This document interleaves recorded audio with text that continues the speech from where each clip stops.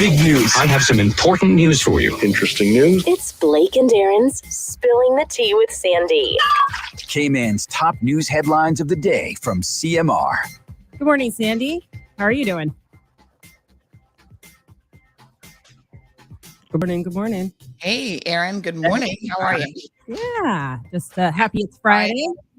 You know, that's always a good one. I was talking this morning. I ended up at the pediatrician's office with my youngest again, and I'm really looking forward to being out of school so that maybe their immune system can take a break and just not have a snotty nose or a cough for 2 weeks straight. Oh my gosh, it's crazy. They were saying over there that it just constant. They're seeing so much of The right sniffles. cold and flu, but you know what it is? It's because we were locked up during COVID and taking extra precautions, and We're just catching up. yeah, now that we've let our guard down, it's impacting not just COVID, but they're expecting a worse than normal flu season this year for sure. Well, I already had the flu, both strains at the same time. So I think hopefully I'm good until the next ones come around. But anyway. Crazy. Yeah. So what's going on? What's the latest? So, couple things going on this morning. First of all, there is a couple police matters. The police have been extremely busy making arrests. So there's one on Cayman Brack, where a man apparently assaulted a person known to him. Okay. And the police he actually cut her face with a knife. And so the police have definitely been trying to deal with that situation. So Calvin Scott, age 53, used a knife to cut her face. And on Monday, June the 20th, he's been arrested on suspicion of wounding, threats to kill, possession of an offensive firearm, causing fear of provocation, and breach of a probation order. Wow. A gentleman who is 49 years old, Brian Stephen Edward Gentle. He's a journeyman for a local utility maintenance and construction company, has been arrested in Belize, where he's originally from. So apparently he went, on a vacation to Belize, and he has been arrested and charged with rape. So a victim there alleges that he raped her in a motor vehicle. Wait, so he may not be coming back. Oh, so he was working here and went on vacation. And I would assume that would break immigration laws. You can't really get a permit if you. I would hope not. And technically he hasn't been convicted of anything as yet, but I think the chief immigration officer, or whatever his title is now, has a lot of discretion to not allow certain persons in. So I would hope that once you've been charged in another jurisdiction, first of all, I would hope the other jurisdiction wouldn't allow you to leave in any event. Because that's usually the case, is they would take away your passport. May not come back. So, I mean, you would hope, but yeah. So he's only been working in the Cayman Islands for a couple of years, and then he's found himself in a situation, illegal entanglement. So we'll keep an eye on that case. In the United States, they have banned a particular brand of e-cigarettes. The Juul e-cigarettes have been banned by the U.S. Drug Administration on Thursday. So they issued an order that these e-cigs should be removed from the market. And, if they have any currently on the market, they're literally supposed to pull them. So it's very, very interesting. Yeah. And they've said you've got to stop selling your vaping devices and tobacco and menthol flavored cartridges, and whatever's in the market must be immediately removed. Cool. So very, very interesting.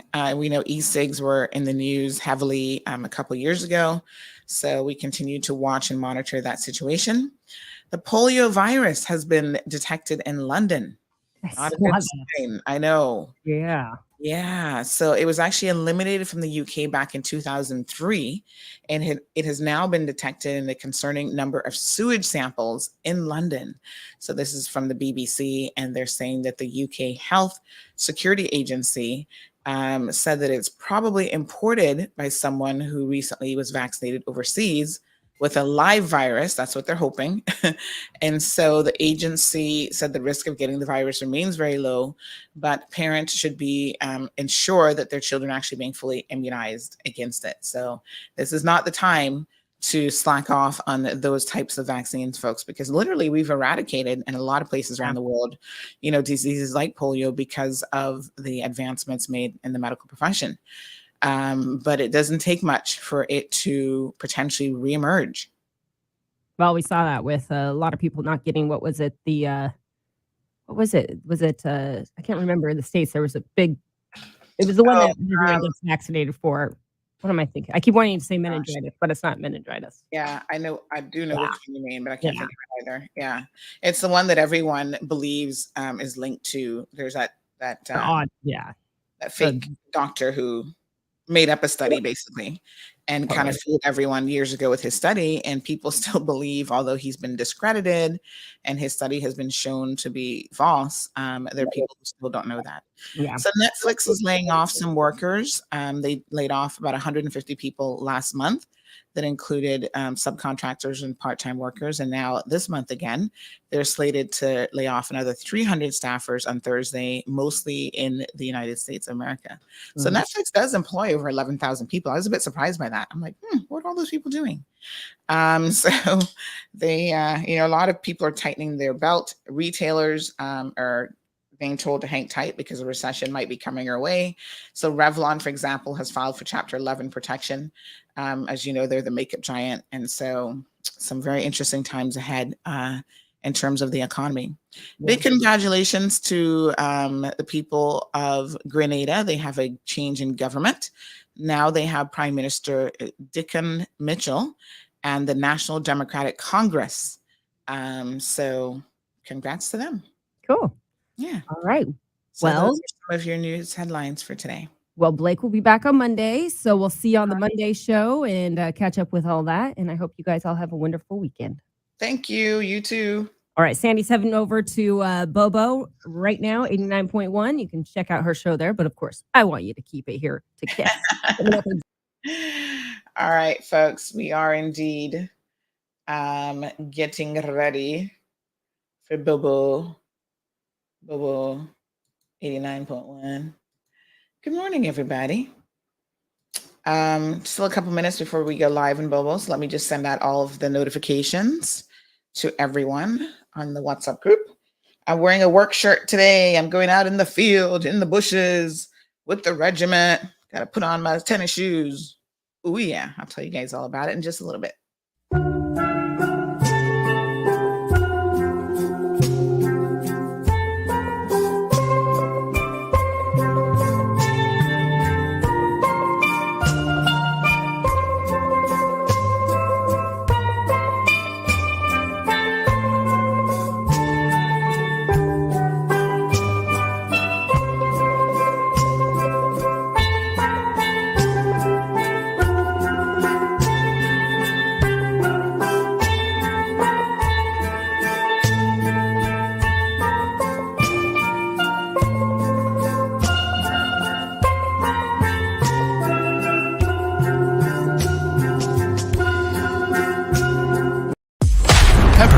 Sorrel, ginger, beaver grass, or English. Get it ready.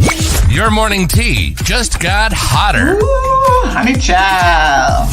On the cold, hard truth. Bobo 89.1 and Cayman's #1 talk show are bringing you morning talk like no one else. Monday Rewind, Impact Wednesdays, Caribbean Connections, and much more. Don't miss a beat with what's happening in the local community. Just keep sipping your tea. What a mess. Here's your host, live and direct from the Cayman Islands, Sandy Hill.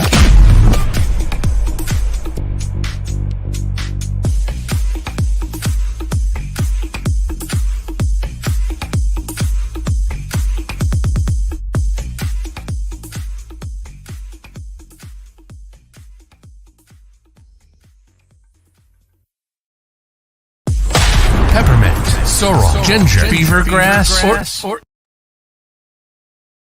Welcome. Good morning, everyone. It is Friday, June the 24th. This is the last Friday of the month already. Wow. Okay, that went by quickly. We got a full show lined up for you guys this morning. First up, we have some representatives from ICCI who are going to be telling us all about their course offerings and what they've got going on over at the International College of the Cayman Islands, conveniently located in Newlands for those of you who live in the Eastern Districts.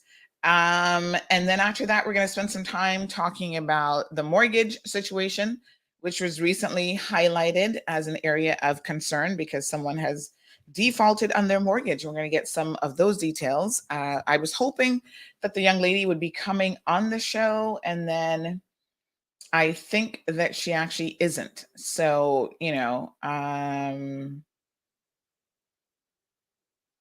yeah. Okay. So, yeah, we'll talk about it though. Yeah. Okay. I was just double checking, and so the answer still remains no. So this is a very interesting situation because sometimes you're trying to help people and you put yourself out there in a public way, and they didn't necessarily want or need that type of help. So I don't know.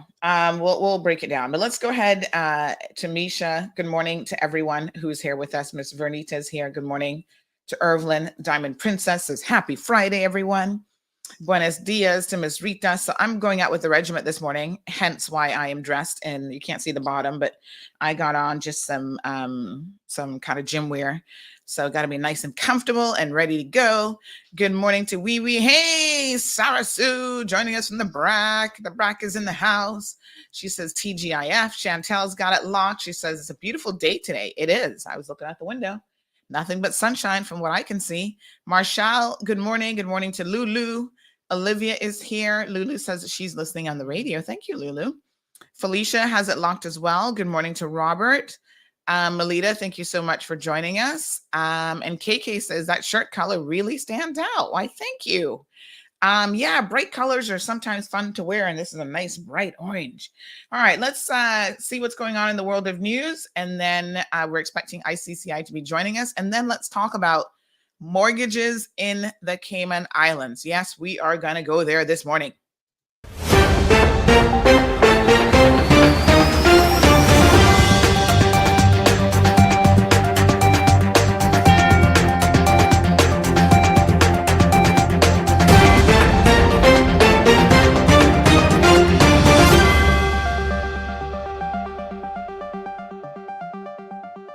Hello and welcome to CMR Daily Buzz. I'm Misha Allinger and thank you for joining us. A 53-year-old man, Kevin Scott, was arrested on several accounts after he wounded a woman during an altercation. Scott used a knife to cut a woman in the face in Cayman Brac shortly after 8 p.m. on 20th June. Both the woman and Scott were known to each other. Emergency services transported the woman to Faith Hospital by ambulance for treatment, and she was subsequently discharged. Customs and Border Control Detention Center released a statement that the tense situation at the center is now calm. CBC also reported that additional migrants have contracted the chickenpox virus, and the Breakers Civic Center, where they are isolating, is currently at capacity. Any migrants showing signs of illnesses are under the care of public health, and treatment is being provided as necessary. Public Health has reported 140 positive cases of COVID-19 as of 21st June 2022. There are 932 estimated active cases of COVID-19 in the Cayman Islands. There were 4 patients hospitalized for COVID-19 related causes, 2 of whom are unvaccinated. The 7-day rolling average for 20th June is 51. There are 2 new cases in the Sister Islands. Active cases in the Sister Islands are currently at 14. The UK government has worked closely with Cayman and other overseas territories' governments to ensure robust preparations and plans are in place for the 2022 hurricane season. The Royal Navy ship HMS Protector will be deployed to the region from 1st August to provide hurricane and disaster relief capabilities if needed. HMS Protector's relief capabilities include cargo facilities, freshwater supply production, preloaded emergency relief stores, including items such as emergency generators and building materials. The vessel also holds a small medical facility and medical stores.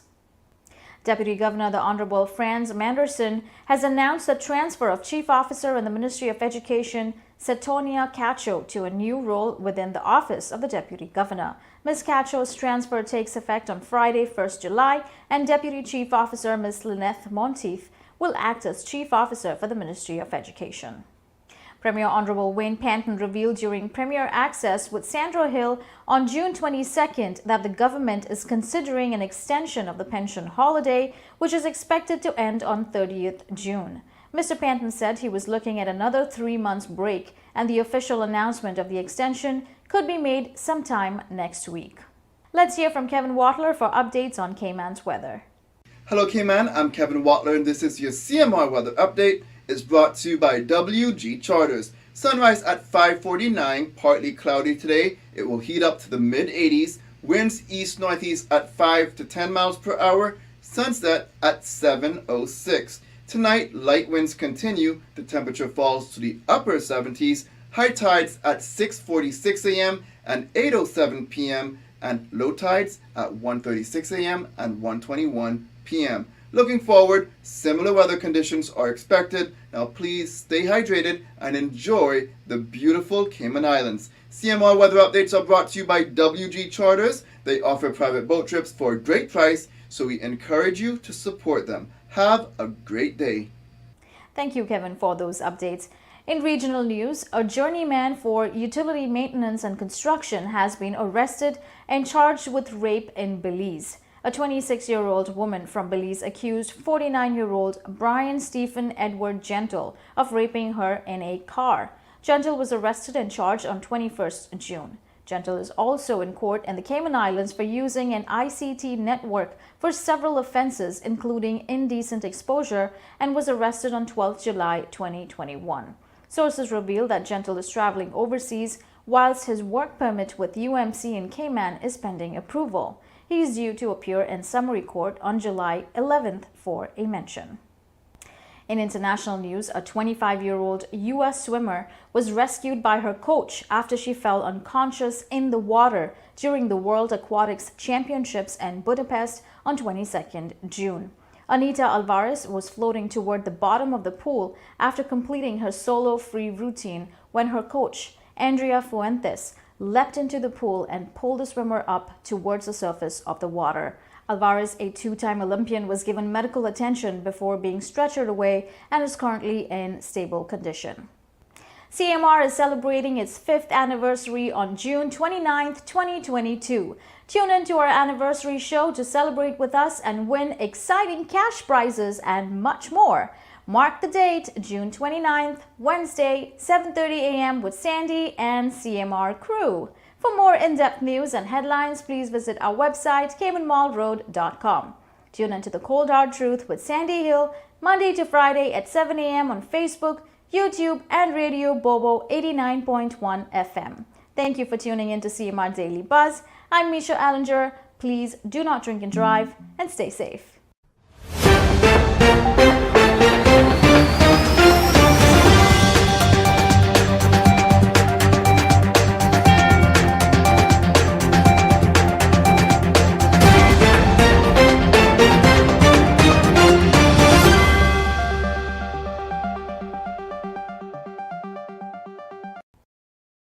All right, folks. Good morning. Good morning. Welcome. Happy Friday, everyone. Thank you guys so much for tuning in. Just sending off a couple quick messages this morning. We are waiting, like I said, on the good folks over at ICCI to be joining us here shortly. So we're not going to get into too much of a deep conversation before they jump on, because then it kind of breaks up the show, right? So we try to schedule our guests either at the top of the hour or at the bottom of the show, so that we can then start to focus on some of these conversations that are important to happen. But definitely we're doing our deep dive into the whole mortgage situation this morning. I think a lot of us can relate to this. You know, maybe we've missed a payment here and there, but we'll get into all those details here in just a second. So in the meantime, tell me what's going on for Friday. What's going on this weekend? I'm having to message CNB because I see something with my account that's a little bit weird. And I need to just double check. So yes, big shout out to the staff over at CNB, the island's #1 bank. Listen, there are banks and then there's CNB. Y'all know I love me some CNB chill. They're responsive. They get on top of things. You email them, you can get a response, you can get an answer. Yeah. So what can I tell you? Not every bank is like that. Some banks don't even respond to messages, y'all. What a hot mess. So good morning, Angel, says Sandy. You look bright, like $100 bill. Man, what go on for that? TGIF. Well, thank you. The hair looks a little bit crazy, but that's all right. Slick it back. Jonathan says, I've got a Joker riddle for you this morning. It's going to make you laugh and think of the time. Okay, Jonathan, send it in. And then after I guess we will entertain your joke and riddle. Good morning to Miss Bonnie. She says, good morning to Sandra and the listening public. Miss Beulah's also got it locked. KK says, Cayman National is the best bank regardless. All right. KK, I'm gonna tag that comment. Let's talk about that a little bit later on. And Sonia is also joining us, and she says, a sunny day to one and all. So listen, we've got some guests, like I said, who are joining us from the International College of the Cayman Islands, and we want to welcome into the studio this morning. We have Melissa, who is the registrar of the International College of the Cayman Islands. Good morning to Melissa. How are you? Good morning, Sandra. I'm doing good. How are you? We're fantastic right here. It's Friday. What can we say? Nothing to complain about on a Friday. Amen. So she's going to tell us a little bit about enrollment and what's required there at the facility, what sort of programs they have. And we also have Kewana, I hope I pronounced that name correctly, who is joining us as well. And she's the VP of the Student Council. Good morning to Kewana. Good morning. Thanks for having me.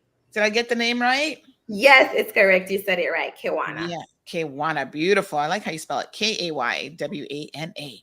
All right, ladies. Well, thank you so much. We love talking about education on this program because, of course, I think if anyone has ever listened to this program, they'll know how much I personally value the pursuit of higher education. It's just one of those things that you cannot put a price tag on.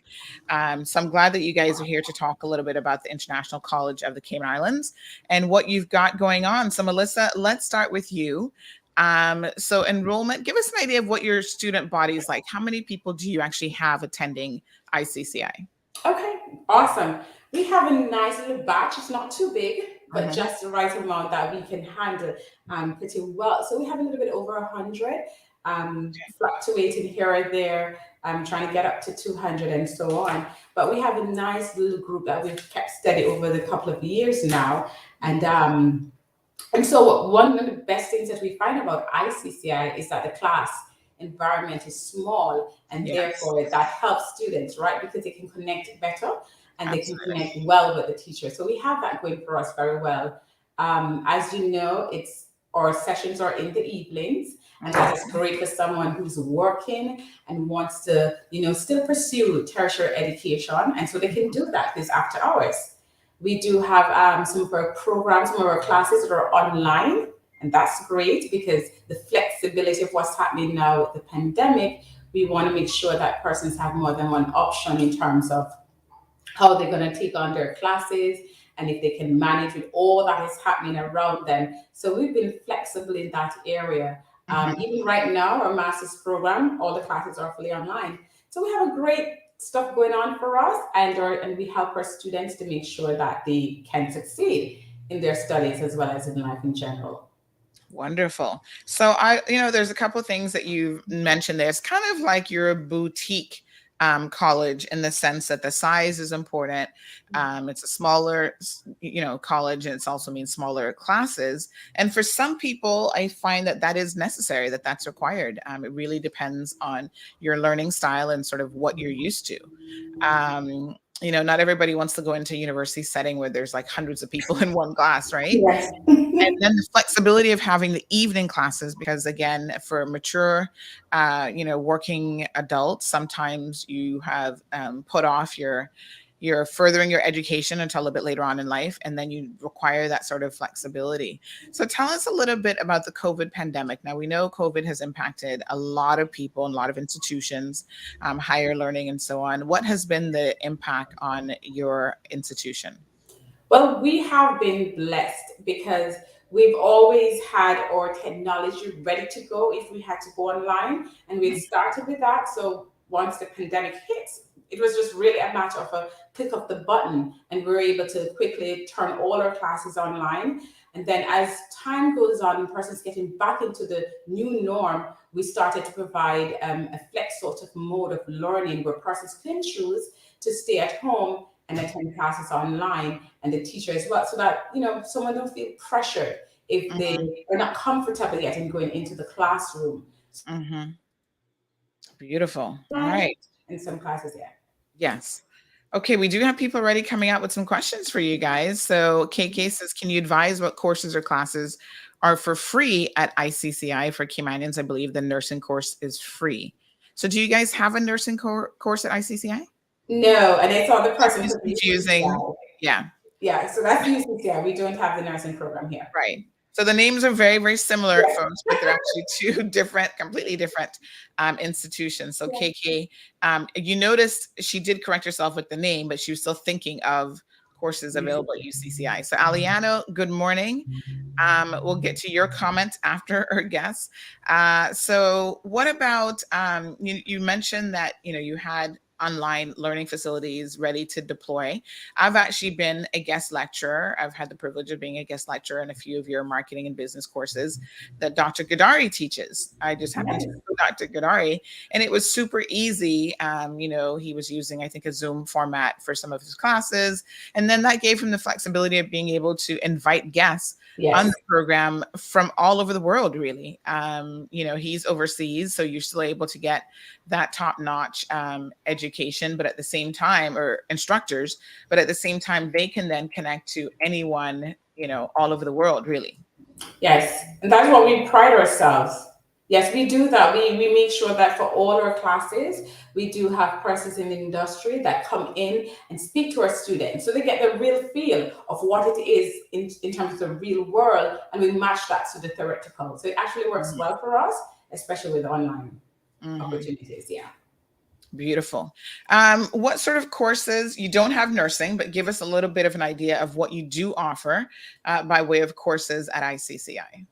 Okay, awesome. We do primarily a lot of business programs. So when we talk business, you can get into accounting, finance, banking. We do have other areas such as hospitality, human and social services. But what I wanted to also add here is that we're getting into more new programs, and we're very excited about them come fall. We're talking about courses in IT. We're even taking classes like blockchain technology, artificial intelligence, cloud computing. So we have a great number of courses in the IT department. We're also going to go into some practical sciences like sustainable horticulture and agriculture. We're getting into community health. We're going to be doing conservation, marine conservation. So we have quite a number of new programs that are coming on. So if persons are interested, we do encourage them to contact us so that they can get the information in regards to our new programs that are coming in, or if they're interested in the current ones that we have. Wow. Very good. Very innovative as well, I must say, because when you talk about things like blockchain technology and, some of these IT programs, that's exactly where you want to be in 2022 for sure.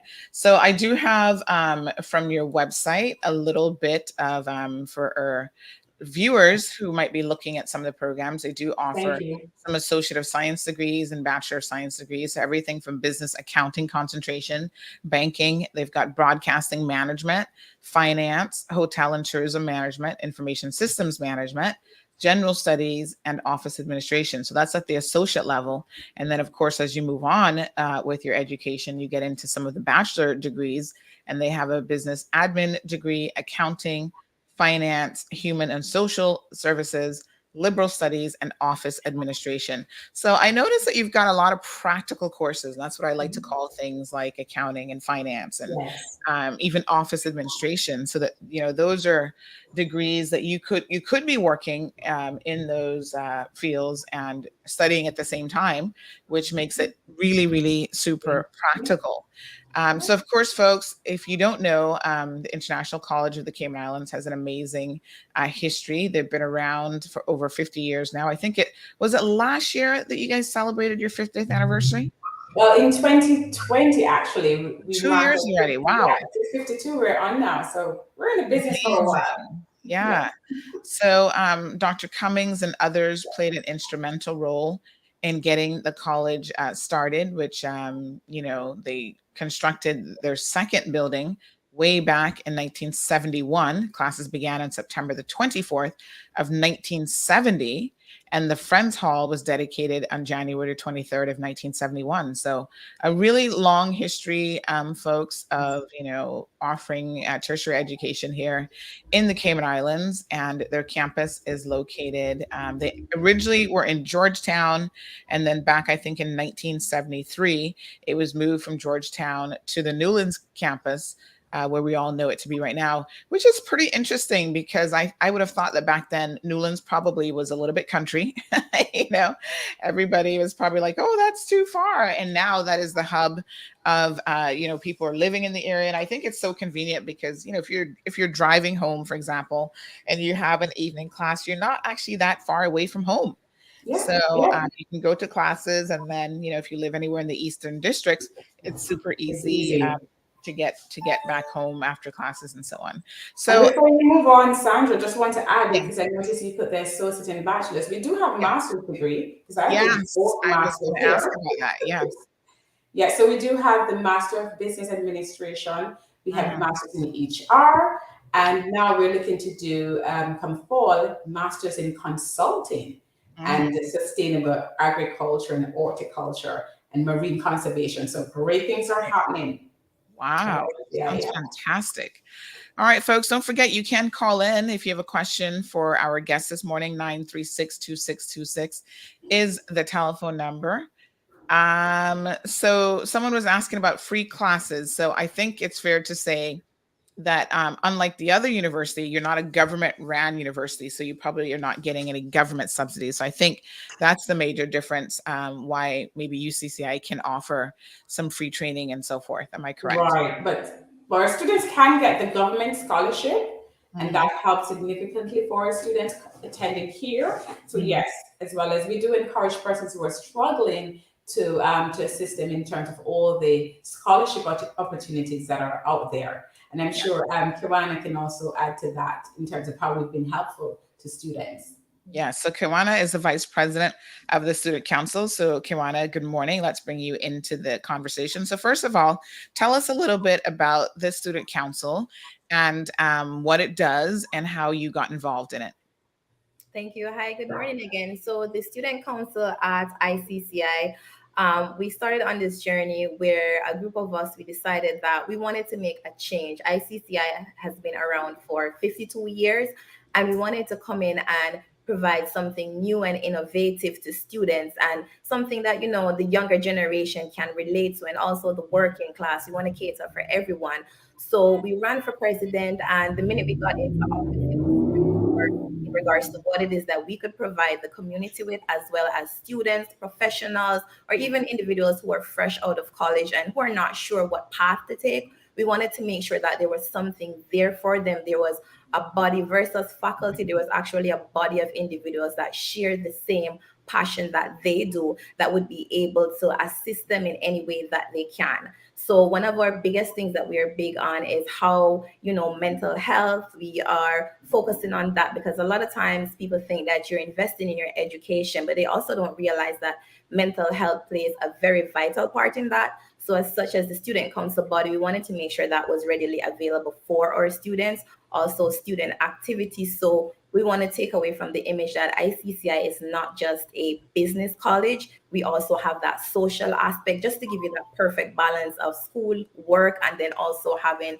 a social life. To also add to that, we also want to get involved in the community because the student body, we do have a lot of humanitarians a part of the student body. So we are looking at also putting on, a little bit of activities in wherein we can give back to the community and, get involved in those areas as well.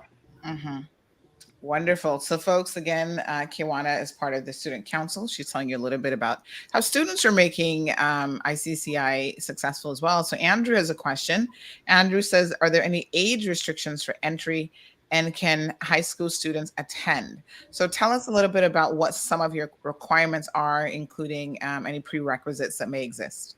Awesome. So yes, there is an age sort of entry, and we start 17 plus, just because we want to make sure that students really do finish their high school. So one of the biggest requirement for to be enrolled as a full-time student at ICCI is to make sure that you have your high school diploma, right? Your high school leaving certificate. Now, if you don't have that, the good news is we don't leave you out.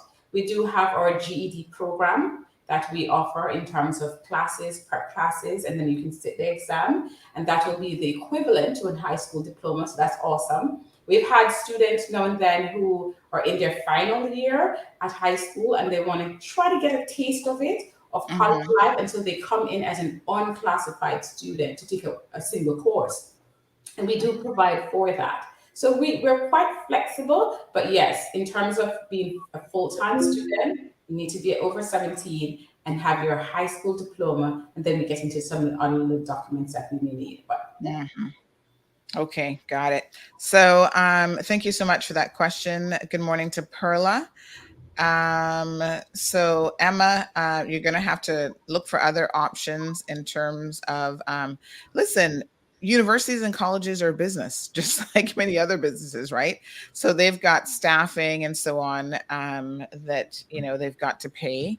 And so not everything in life is free. I mean, I might be a shocker, but we're going to be talking about that a little bit later on, even as it relates to mortgages.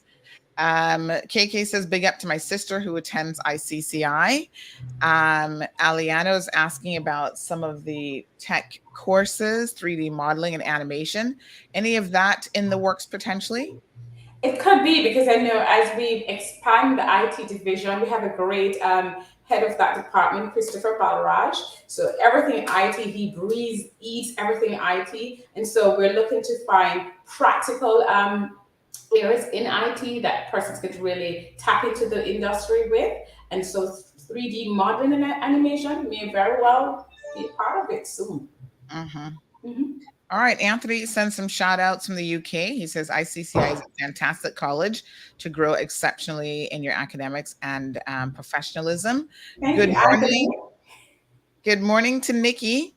And we do have others who are sending us WhatsApp messages singing the praises of ICCI as well. So this person says, I went to ICCI. It was great. It was a pathway to my successful career now and a great stepping stone. So wonderful feedback that you're receiving this morning from our listeners to the program. Scott, morning, and thank you so much for joining us as well. All right, so Kiwana, let's talk a little bit about helping from outside of the classroom. So I know that the Student Council is a sort of supportive organization of students to the college, and obviously it is important for people who are going through this journey to know that they have the support, not just of the school itself, but also from their peers, because that can make the difference. Sometimes, listen, we've all been there, you're working and you're going to school and sometimes you miss a class and you need class notes or different things. And you really can form some amazing relationships with other students. And in many cases will be lifelong relationships going forward. But tell us a little bit about that supportive network of professionals, both inside and outside of the classroom. All right.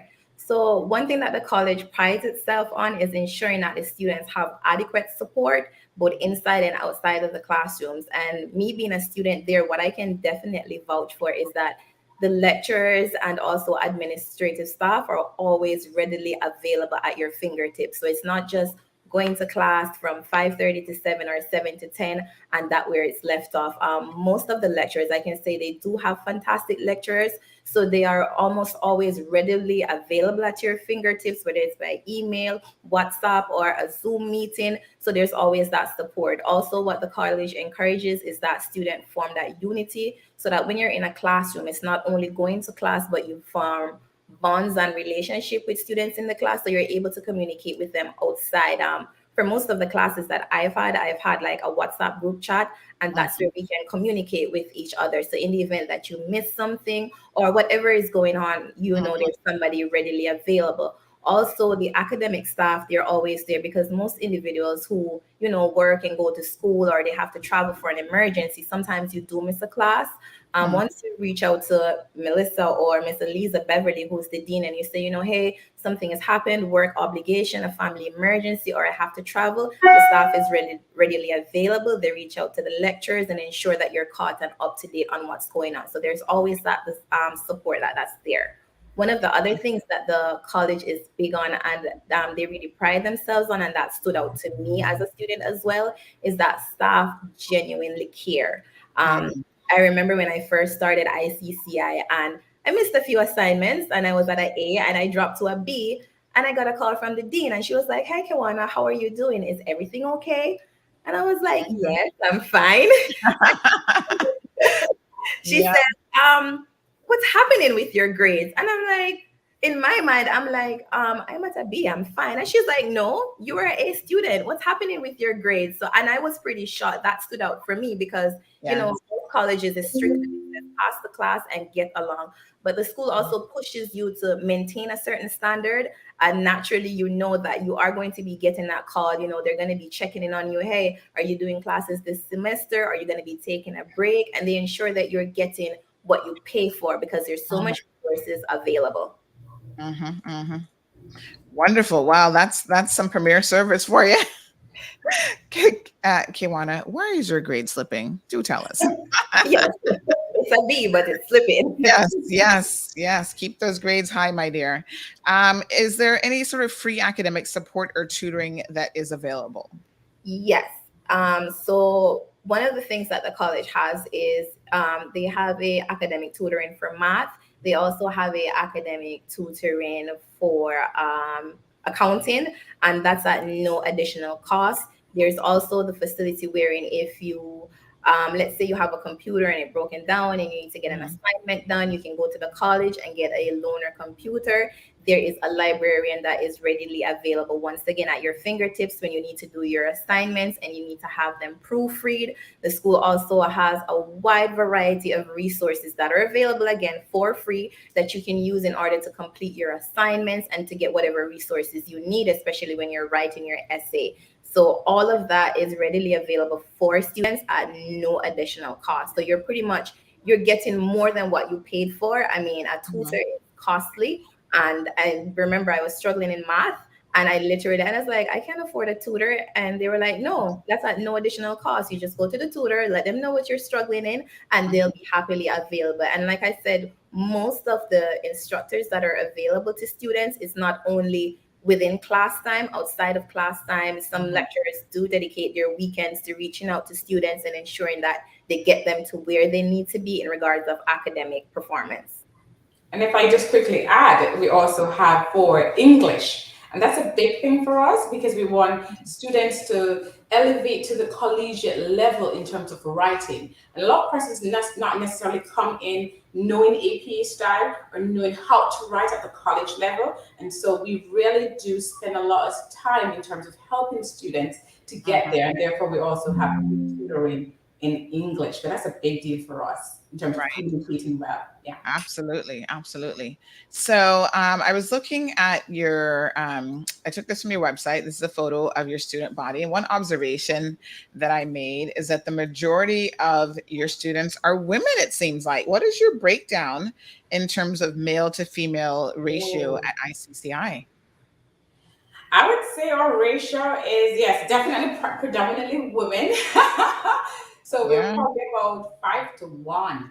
And so we really want to push more males to get involved, to be, excited about going on to tertiary education. Because when they get in the classroom, it's amazing. When you have a classroom mixed with females and males, then you have a nice little camaraderie going on and a little bit of competition, but it helps.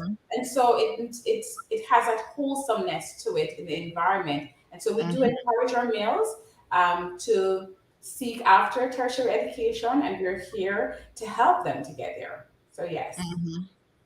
Wow. I mean, I'm looking at this photo and I really see, excluding who I think might be, faculty, Yeah. I'm probably looking at just 3 men.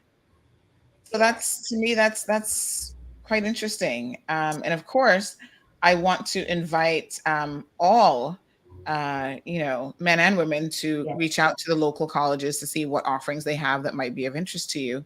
But women tend to be the leaders in their households and a lot of other places. But men, step up now. Don't be falling down when it comes to getting that little piece of paper because it's so incredibly important. Yes. And I know that you have a good mixture of instructors as well who are joining, like I said earlier, from all over the world and are making their expertise available to your students. So, Kawana, tell us a little bit about, how students are able to converse on important issues and events that are happening at the college. All right. So one of the things that we've started to do as the student body is we have a calendar of events that Mhm. is readily available to students, so they're able to pre-plan that academic year or per se the quarter. And also the resources that we've recently got available is the student council mailbox. So now we have a physical mailbox that's dedicated to students. That is where they can raise their issues and concern. We also have a career readiness, and during career readiness, we normally do like poll questions. So it allows us as the faculty and as well as the student council body to see what's happening with students, how are they feeling, how are they progressing so far, and if needs be, someone from the academic committee or from the student council body can reach out to the student to ensure that they are getting that support that they need. So right now, our main focus as the student council body is to ensure that we provide quality and adequate support to the students who are coming. Whether you are new or you're a seasoned student, we are readily available. Whether it be by WhatsApp, whether it be by an email, we are readily available to support the students. And that's what we've been working on for the past couple of weeks. Mhm. Beautiful. All right, folks, in case you're just joining us this morning, I want to let you know that the beautiful voices that you hear joining me in the show this morning are Melissa, who's the registrar at the International College of the Cayman Islands. And we also have Kewana, who's the vice president of the Student Council. So they're here with us till about 8:15. So if you have any questions, definitely give us a call, 936-2626. And of course, if you're watching via the live stream, which there are over 200 of you doing so, you can certainly also, post your questions there. So Melissa, tell us a little bit about what resources are available from the college itself for students who may be struggling academically, financially, or perhaps even emotionally. We know that COVID has been a very, very stressful time for a lot of people. So what services does the university provide in way of support? Awesome. Kiwana did allude to a couple of them, so I'll just go over. In terms of academic support, definitely all those free tutoring labs that was mentioned by Kiwana. So we do have that math, English, accounting, and even sometimes we go outside of that. If someone really needs help, and we can point them to a particular expert to give them that support that they need. So the good thing is we don't leave students out if they're struggling academically. And as Kiwana mentioned, we actually monitor all our students. We do. And if we find someone is dropping down, we're going to call them because it's important to us. When the pandemic was going on, one of the things that we did as a staff, we divided the entire school population and persons took names, and each one of us called at least 10, 20 students just to check in on them. And that was amazing for students because students didn't understand or thought that we would have picked up the phone just to talk to them, not even about academics, just to say, are you okay? Are you coping with the pandemic? So that was a great program that we had going on, and students love it, and we've continued with that. So we would check in on our students. So we actually do care about our students academically. That's the biggest thing because we want everyone that comes through ICCI finish strong. And so we do pride ourselves in that. We don't want to wait until graduation to say to someone, I'm sorry, you can't graduate after you spend 2, 3, 4 years here. We make sure that you're on target. If you fall off, that's okay. We'll help you to get back up. So in terms of academic support, we will flood our students with support there. Financially, yes, we do have students that come in and may be struggling financially for whatever reason, and we will help. We have our own John Hugh Cummins Memorial Walk that unfortunately we haven't walked in the past 2 years due to the pandemic, but it's still ongoing, and so funds from there help students who probably don't qualify in other scholarships to get a little bit of a stipend to help them to carry them over in terms of their the bill that they have for classes. As well as we do encourage students to apply for the government scholarship. We help with getting help there, and we always get a lot of companies here on island that says, "Hey, we have these scholarships to give away. Do you have students?" And we always send that out. Recently, our director of admissions, Marilyn Whitaker, she went ahead and compiled all the available scholarships that are out there and sent them to students and said, "Hey, free money, go get it." So we're big on that, especially if we know persons are struggling financially. We want to say, "Hey, do not let finance hold you back. There are opportunities out there to still do your studies." And then when it gets to the emotional side, again, especially what's happening with COVID, and it's still going on, we do understand that it takes a toll on a lot of persons, right? And so we have an open door policy. That's one. Students come in, sometimes we'll be busy working, we stop. And we're gonna sit down, we're gonna talk to that student. Sometimes if it's a situation where we can handle and it needs some expertise, so then we will refer that particular student to someone if they need that additional. But definitely the student government is their support arm. We have an open door policy, and so we try to help the student if they're struggling emotionally and just sometimes just need someone to talk to. So we're pretty close knit. Yeah. Beautiful. Well, Brother Hero Blair says, "I'm a proud graduate of ICCI over 47 years ago." Some alumni in the house. Brenda says, "Great job. My son and I are proud graduates of ICCI as well." Thank you. And Nicholas says, "As a former student, I can attest to the quality of the offerings at ICCI. Big up to Miss Melissa, one of the best lectures I ever had." Hey, she made learning fun to the point where I was excited to go to class every day. Check that out. Wow. Yes. What classes do you teach, Melissa? Well, I some persons will say, "You know what, I get the best classes to teach right now. I do the seminars." And the amazing thing with the seminars, they're not classes that you go into a classroom, we go out, we travel for 1 week and we do everything. So we have fun, we learn much, and that's another good thing for ICCA students, because sometimes you don't get that at other universities where once you're enrolled, you have to do the local seminar on Cayman Islands, and that's a great program because we believe that everyone living in a country should know about their culture, history, and heritage. And so we have that mandatory local seminar as well as international seminars. We've taken students to Silicon Valley.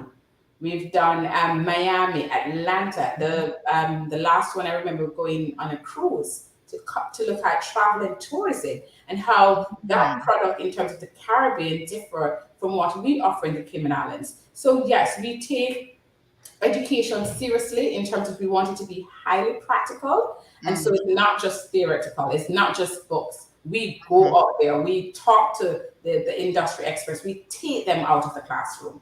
And that's why I like my class. Beautiful, beautiful. The fun stuff. So Lulu, class of 1993. KK says that her sister speaks highly of her, of Miss Melissa. So, and her sister's Miss Powell. I'm sure you probably had a few Powells. So, but thank you again, folks, for tuning in to this special segment with ICCI this morning. How can people contact you all if they are interested in finding out more about registration? And obviously summer classes are coming up as well. So tell us a little bit about how that can happen. All right, great. Thank you for putting it up on the program. So yes, you can contact our Director of Admissions, Marilyn Whitaker, at 947-1100, or 640-8110. And if you want to sort of know what's happening for yourself before you even make the call, you can visit our website, www.icci.edu.ky. All right, folks, and I will stick that website address just here in the comment section, so it'll be super easy for you guys to click on as well. So icci.edu.ky. Yeah. We start as early, our summer classes start Monday, June 27th. So there's no time. If you're planning on getting in for summer, you want to do it today. If you can't make it for summer, then fall will start on September 26th. So bear those in mind. All right, beautiful. Ladies, thank you so much. Folks, you've been listening to the beautiful Miss Melissa and Kewana from the International College of the Cayman Islands, telling us a little bit this morning about what they offer by way of courses and programs, everything from associate's degrees, bachelor's degrees, and also a master's degree. So definitely contact them if you're looking to further your education in any way, shape, or form. Thank you, ladies. Thank you.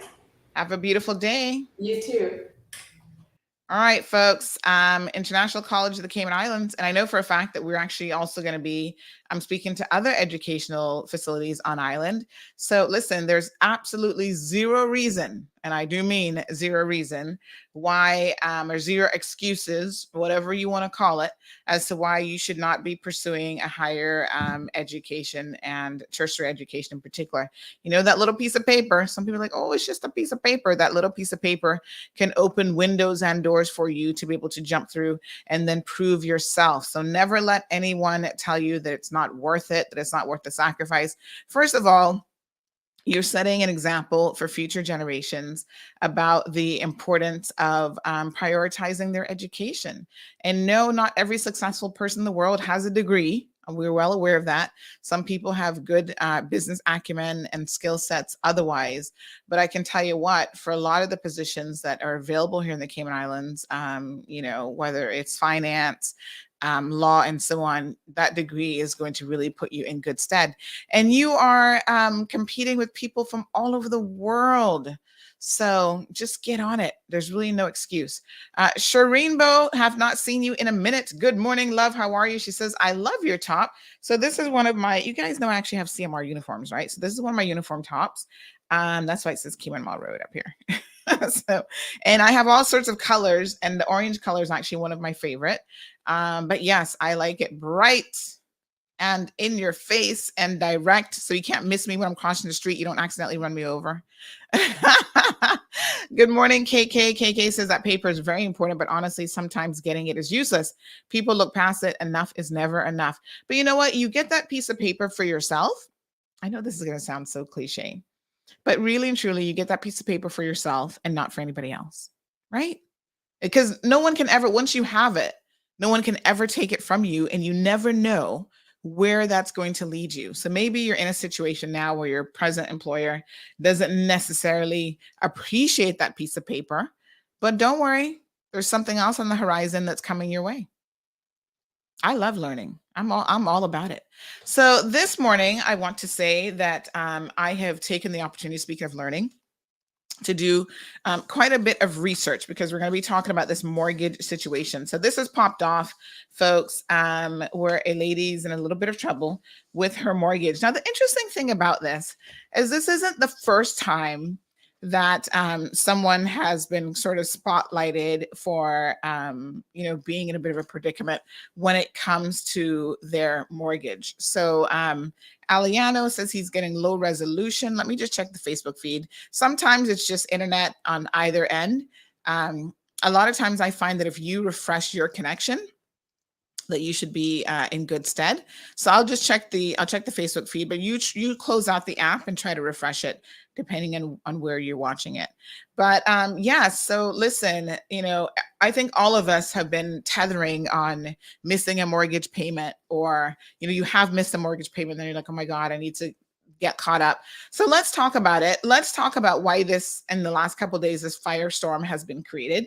So the Minister of Transport and Tourism did a video that, a lot of people were sharing day before yesterday. So let us begin our conversation by watching the minister's video and see what he had to say on the topic. And then we will kind of do a deep dive. And there's some bits and pieces of information that's in the public domain that actually need clarifying. So listen to me.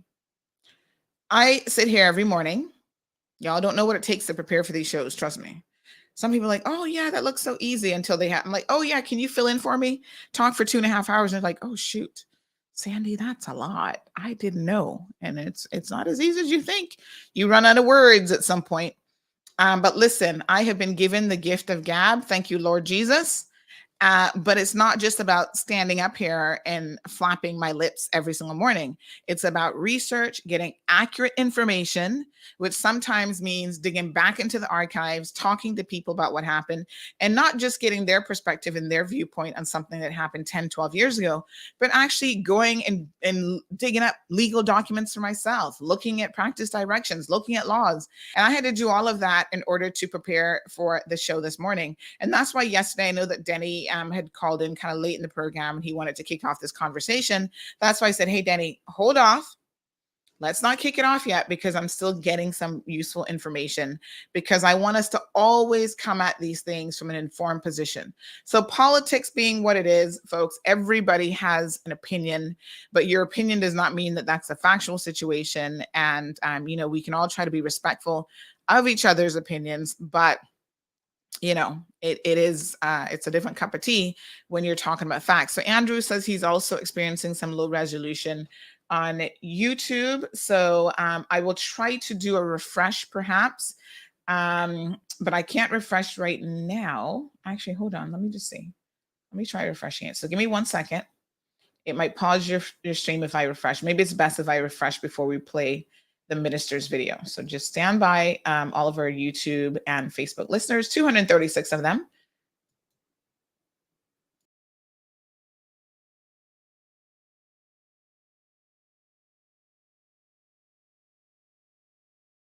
All right, so I have refreshed. Do let me know if that is any better of a situation, if you're able to have a clearer picture. Yeah, sometimes it's just the internet, honey child. And listen, shout out to Flo. We've got some super fast internet around here. I think we're like at a gigabit up download and 500 upload. So that's a lot of internet. Trust me. Even for me, that relies on the internet, that's a lot. But there could be other reasons why it's a little bit fuzzy. Much better, says Andrew. There we go. A little refresh did it. KK said, boom, problem solved. Yeah, just call me the problem solver. Okay, Jonathan, we haven't seen your joke. We'll look at it a little bit later on in the program. I mean, I've seen it, but I haven't shared it yet. So I will pin it so that we can look at it a little bit later on. This is a really important conversation.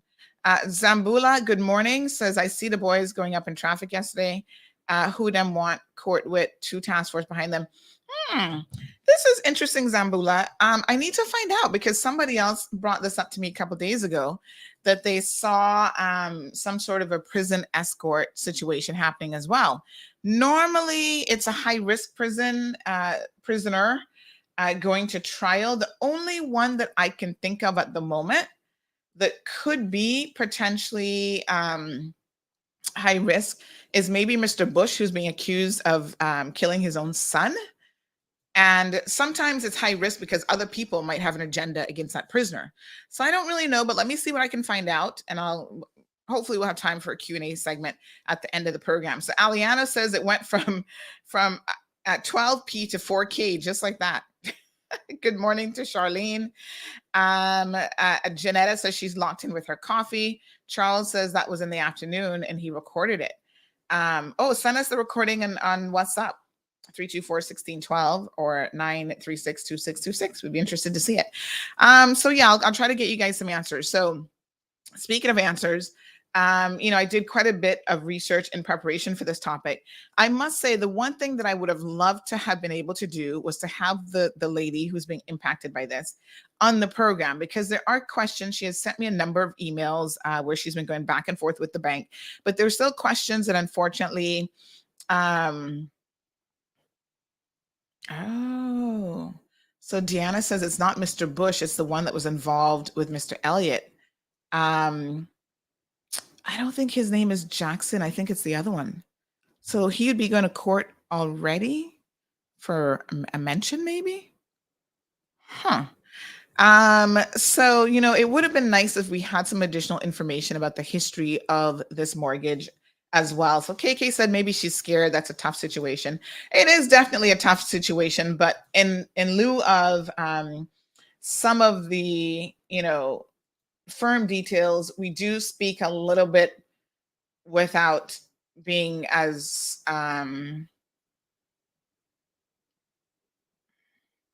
okay. So she has, we did send her WhatsApp, so she has responded to some of her WhatsApp queries, so that'll hopefully clarify. I'll read that in just a little bit. But yeah, because then we're speaking hypotheticals with a lot of things, because if we don't know all the details and all the situation, it becomes very, very difficult, right? So let's watch what the minister had to say. Of course, this video has gone all over the place and people had a lot to say about it. Some people had some very interesting and shady comments regarding the minister's response. So let's watch that first. Hopefully all of our radio listeners can listen in as well.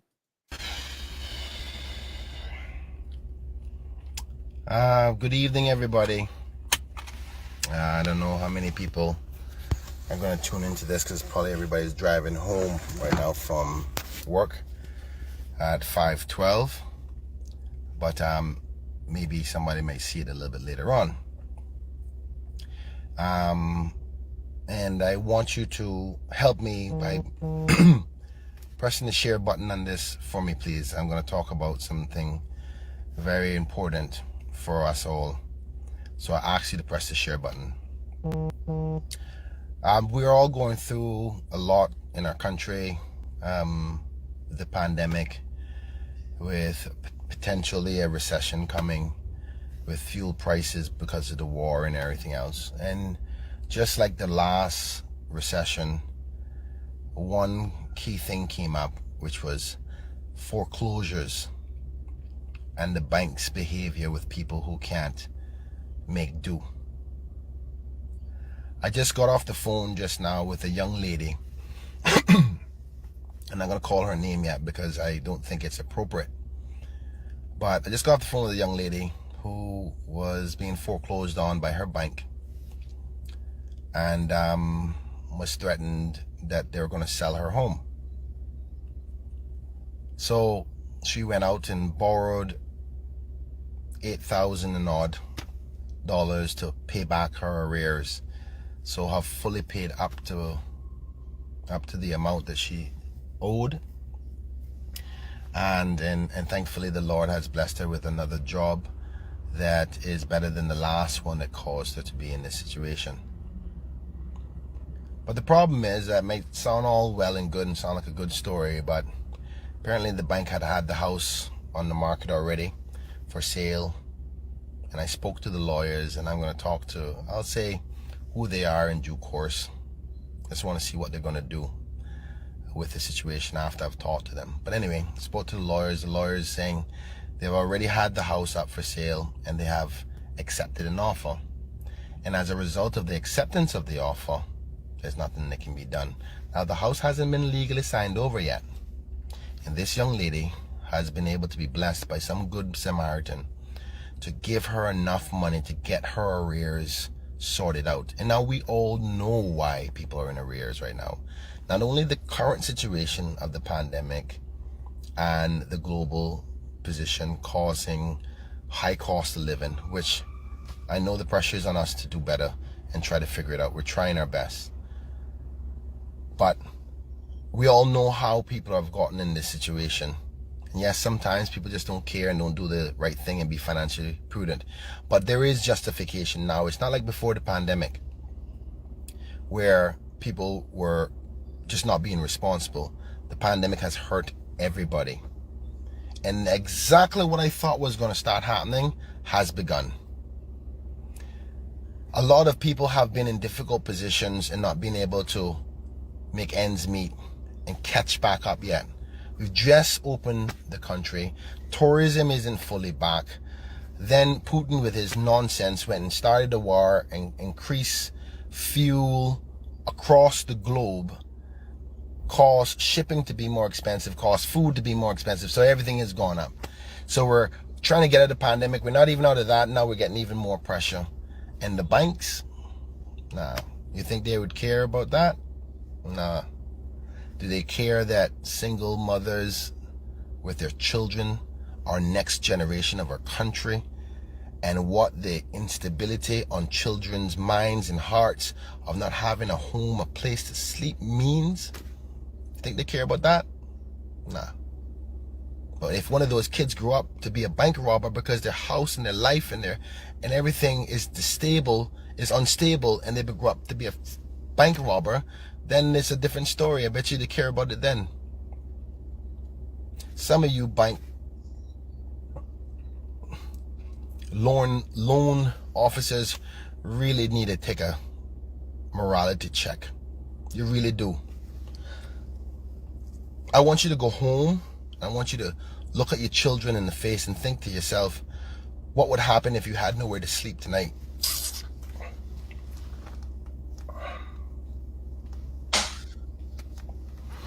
And what words did you come up with and tell your children? What would you tell them?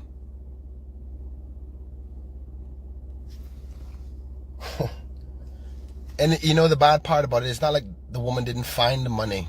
She found the money. Some good angel thinking they're doing something good lent this woman close to $9,000 just so that she can help herself and not lose her home. So the lawyers involved, they don't think about that. The bank involved don't think about that. You know what they say? I'm sorry. Your history shows that you're not a good paymaster. The risk is no longer valuable to us. They see you as bad debt. They don't see you as a Caymanian family. They don't see you as children.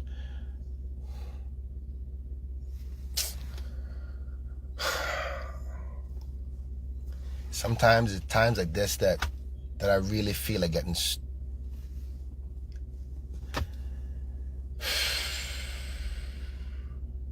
and you know the thing about it is there's nothing they can do about it. That's the law. That's the law. That's the law. There's a delicate balance between giving the bank the right to recoup their money and the balance between making sure Caymanians can have a roof over their head. Which balance? Which way should it swing to the left or to the right? I understand. I know there's some people on there going to say, well, you know what? I've got my money invested in that bank. I need my returns. And you're right about that. You're right about that. But I tell you what, if we keep this up, it's hard enough for Caymanians to actually get a home, much less the ones that have a home and you take it away from them.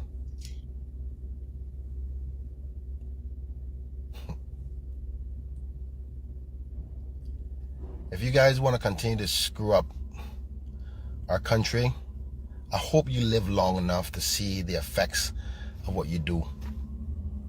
I really hope, because if you think this is a good thing, and I'll call the bank's name in due time, I'm just going to wait to see your moral compass. I want to see what kind of institution you really are from the management go down. Even if they were willing to sell the woman's property, they could have said, miss, we're not going to take that money from you because we're moving forward regardless. We don't feel comfortable with you anymore. We have already got somebody to buy. You keep that money because you're going to probably need to have a place to rent for a couple months until we get to pay you off the difference of whatever we sell it for. They could have done that. No. They were so happy to take all that money and still sell her property. Boy, I tell you, boy, some days I say God is good and we live in a wonderful world, and then some days I say the devil is so real. So real. Anyway, I say all of this not to give you a sad story, but the only power that is real is the people's power. I am but one of 19 elected persons. I want you as a people to keep a close eye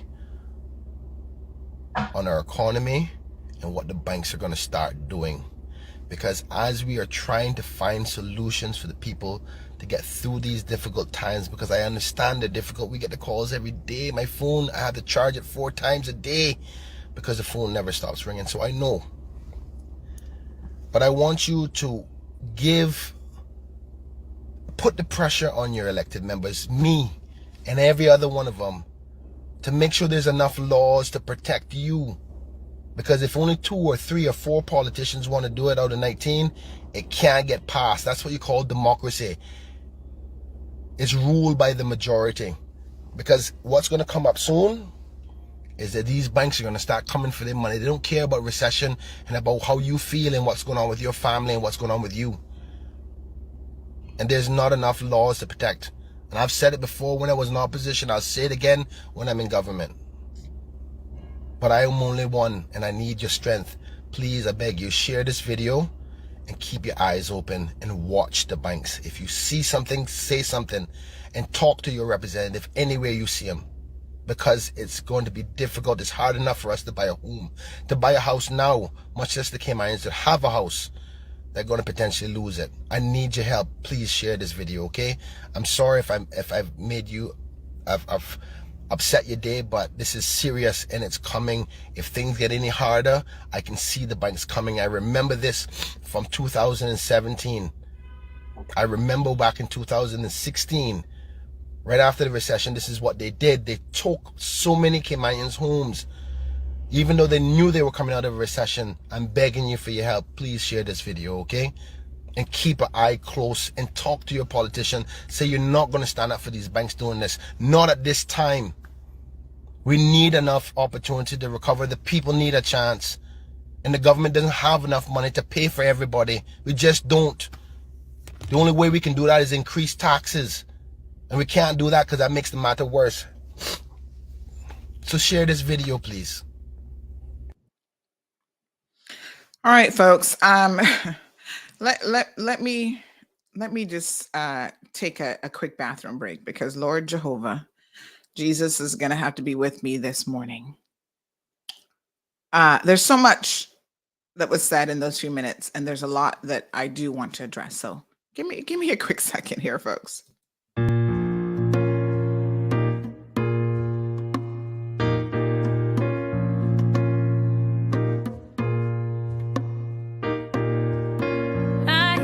People talking,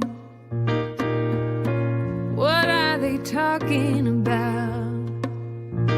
This world's gone crazy, and I'm trying to find a way out.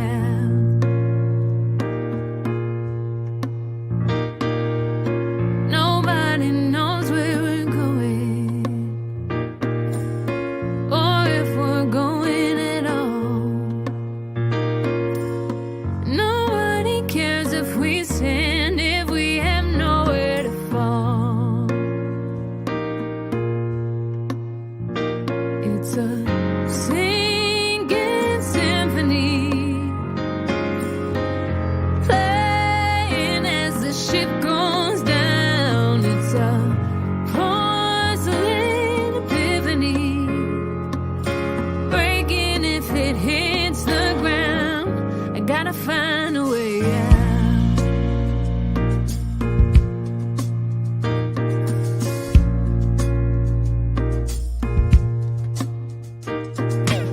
So many questions answered without an answer to tell. Too many things on my mind for anything to go well.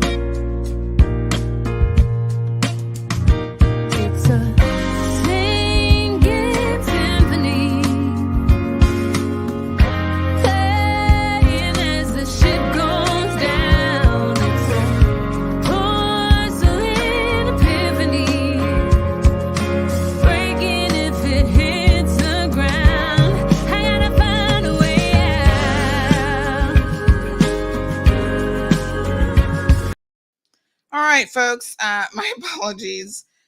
Believe it or not, that was the first time that I'd actually listened to the video. So I had tons of people send it to me the day before, and I knew what it was about, generally speaking, but I hadn't listened to it. And there's a reason why. There are times when I don't actually listen to something in advance, because what I want to happen on this program has to be, it is called the Gold Hard Truth. And I want it to be honest and authentic. And there's certain things that I don't really need to, it's not like I have to sit down and write a script about what I have to say to you guys in the mornings. Whilst I do research, I actually don't write really anything down, because I think that it's important for people to be able to speak from the heart and as authentically as possible. So when I just listened to it, that's why I couldn't take a bathroom break, because I was so like stuck to the headphones. I was like, oh my God, let me keep listening. So as I listened to it, I thank the minister for obviously taking the time to put the video together. But there's a couple of things that I do take issue with in terms of what Minister Brian said. Now, Minister Brian, I feel like you're a little bit upset with me already, because I've heard from sources that you didn't like my story about Dr. Newton, and you're saying that there's two sides to the story and whatever. But Kenneth, don't worry. You and I will have a sit down and come into Jesus moment when the time is appropriate. Folks, you guys know that I'm here to be very, very honest with you. And I'm telling you that I ride with the PAC government. I want them to be successful. I want them to be a government that we can trust, and that they're going to implement all these wonderful solutions for us. But as I said to someone in a very high position the other day, I said, I'm pro-PAC, but hello, my name is Sandra Hill, and I'm pro accountability, I'm pro transparency, and I'm pro all these other good governance ideas and models before anything else. So my loyalty is to those principled positions, and ultimately the people of the Cayman Islands, right? That's why I get up here every single day. And I will do everything in my power to help the PAC government, help you get your messages out there. Even when I keep telling you that some of the models that you're using to convey your messages are beyond flawed, right? I do my best where I can. But I do take issue with some of what the minister said. First of all, he talks about the pandemic and where we are now, and the banks and what they're going to do. So let me be very, very clear. This issue with the banks definitely predates the pandemic. In fact, and I'm going to also be very fair to the bank this morning as much as I can. And the minister wouldn't name the lawyers, he wouldn't name the banks. I'm going to name everybody here this morning. The young lady says that she doesn't want to be named. That's fine, but everybody else will be named, okay? So it is Scotiabank. Campbell's attorney at law is handling this. That's no secret. You can go on Offshore Alert and see how banks sue people all the time to recover and to get their money back. And I want to talk a little bit later in the program about that. This isn't something that we need to hide. I feel like most of us have been in a situation, including myself, where you have missed a mortgage payment and you're like, oh shit, I'm in trouble. Because there's some principles of banking that I'm going to talk about here, and loans, compound interest, etc., that will get you in trouble even with one missed payment. The people of the Cayman Islands need to wake up. You need to understand the nature of the transactions that you are getting in and be very, very realistic about those. Okay? The first issue I take is all of this mess predates the pandemic. And some of it is the nature of doing business, of getting a loan. So give me a second, because we're going to talk about that. The other thing that I take sort of exception to is when he talks about, poverty, and that these people who are not able to get loans, et cetera, are going to be the same people who are going to turn around one day robbing banks. I want us to move away from this idea that because you are poor, right, and you can't achieve that 3,000 square foot house, the Mercedes in the park and the garage and all this kind of stuff, or in the yard, that you are somehow going to turn out to be a criminal. We have a lot of poor people who historically have grown up poor in this country and communities around the world, even worse than we do right now, who are not criminals, and they have never stolen from anyone. They've never robbed a bank. They've never done anything wrong except to work and make a decent living. A couple of months ago, I had the privilege of interviewing Mr. Bodden.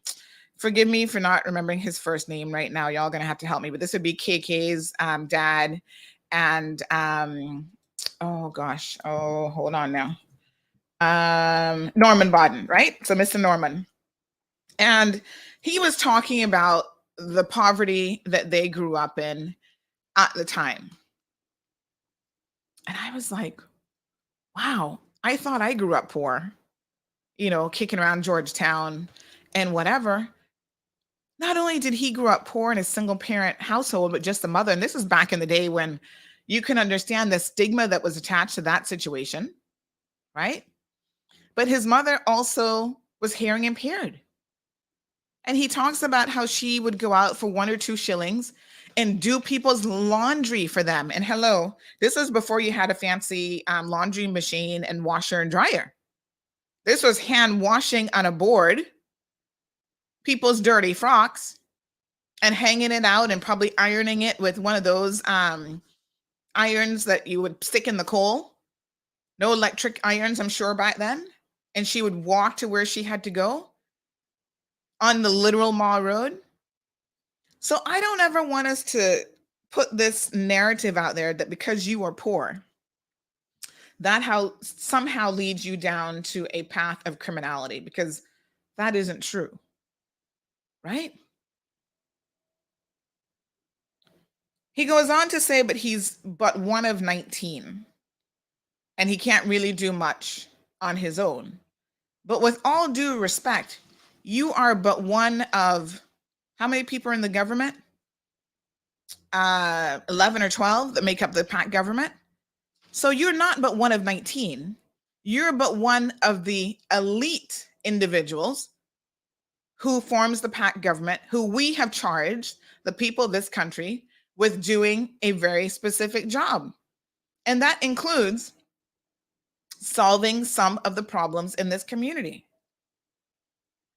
So I feel like saying that you're but one of 19, that was okay when you're a backbencher. You're not a backbencher anymore, my friend. You're a minister. So we're looking for solutions. We are looking for the truth. We're looking for open dialogue. So as I listened this morning, those were some of the areas in which I said to myself, I'm going to take exception to what the minister is actually saying. The overall sentiment is that, listen, the banks are predatory and they needed to work with this woman. I'm going to talk about some of the details now of her specific case. I figured, I was kind of thinking back in my head, how many times I have had this conversation. So back in, I want to say it was 2019, we did, this was big shout out to Ruth Anna when she had her show, the Straight Talk over on Star 92.7. We did a show on Gregory Watts. Actually, that was 2017, December of 2017. Wow. A lot longer. I thought it was 2019. Wow. So not long after CMR got started, we did a show, and then CMR did this story about Mr. Watts and the financial issues. See it here, December of 2017. The financial issues that he found himself in, and he was protesting his situation, right? And we gave you all the details of what happened, the registered land law, section 72, yada, yada, yada. He took to social media, did a video about criminal, what he was saying was amounted to a criminal eviction on the part of the bank. Again, it was Scotia Bank, which is quite interesting. I don't know what level of default Scotia Bank has compared to other people. But from 2017, some of us have been talking about foreclosures and so on, right? So listen, this is the bottom line. I'm not here to lie to you all and to sugarcoat anything. I'm going to give you a dose of reality. And this is what is required. These are the conversations that we need to be having with our people. And the elected officials have an obligation to make sure that the people are being educated about these types of transactions. Do not, and under any circumstances, enter into an agreement with a bank if you do not understand who has the upper hand. Listen to me very carefully. You and I are borrowing somebody else's money. It is not your money. If you had the money, you would not have to go to the bank. And as with any situation, when you have to be at somebody else's, what's the word I'm looking for? Beck and call, so to speak, and you enter into these agreements, make sure that you comprehend the terms of the agreement, and if you default, what will happen. All right. Economics 101. Scott has $5,000, and I want Scott's $5,000. I need to borrow some money from Scott. I go to Scott. Scott, can I borrow $5,000 from you? Scott's like, let me think about it. Risk assessment. That's why they have you fill out an application form. On the application form, you tell them as much as you can about yourself. How many kids you have?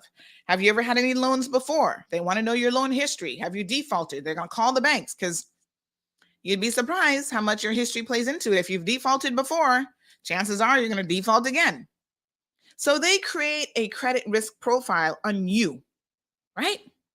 And there are certain things that make you look more attractive than others. So a long history of employment. So if you've been at a job for 5 or 10 years, that shows a degree of stability. Banks are not going to talk to you if you just got on the job 2 or 3 months ago. They're like, no. Come back after a year of being on the job and then we can talk. Because we need to ensure that you are financially stable. The source of your money is solid. How much money are you owing? Is it just you or is it a spouse? They need to be asking y'all a little bit more information about that the spousal situation, because what ends up happening is the majority of people get a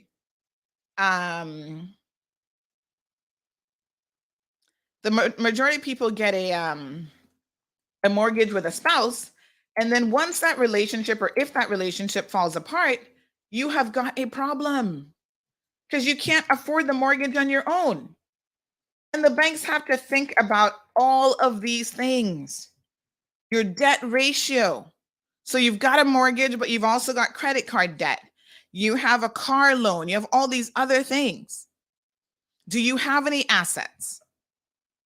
They're going to take a charge on your property, but normally when you get in on the front end of the mortgage, you pay nothing but interest for the first 60% of the life of that mortgage.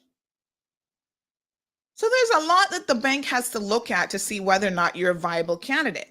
Now, some banks take more of a risk than others. And I kind of feel like Scotia might actually be one of these banks, to be honest. So their loan officers are more likely to, hey, sign off on a loan. If you are a business owner, you will know. Trust me, I know. It's much more difficult to prove your financial situation. It's not reliant on a third party. So as the economy starts to waver, we've got a recession coming, we've got inflation coming. If you're in retail, a bank will only consider a portion of your so-called income from the retail end. Most of y'all don't even know how to approach banks when you're a business owner. You're not doing financial, you're not doing anything, accounting wise. You don't have a professional coming in doing your books. You can't produce any records really. Oh yeah, I work for myself and I make $50,000 a month. And the bank says, okay, prove it. Show us your expenses, your cash flow, the stream of income. Half y'all not even using, not half, 90% are not even using things like QuickBooks. You've never had a financial expert come in and actually look at your books and sit down with you and clean it up. You can't produce any financial records. There's a lot of financial education that has to be happening in this community. So rule number 1 today is know what you are getting yourself into. Are the banks predatory? Yes. That's the business that they're in. When I borrow that $5,000 from Scott, if he agrees to it, after going through all of the assessment process and we agree to the terms, Scott says, Sandy, you can pay me back $250 per month. This is the amount of interest that I'm going to charge over the life cycle of this loan, yada, yada, yada, and you sign on the dotted line. Now, when y'all are signing on the dotted line, you're so happy to be getting a home or a car, whatever it is you got to the bank, piece of land, that you seem to forget the requirements to think hard about what you are actually getting yourself into.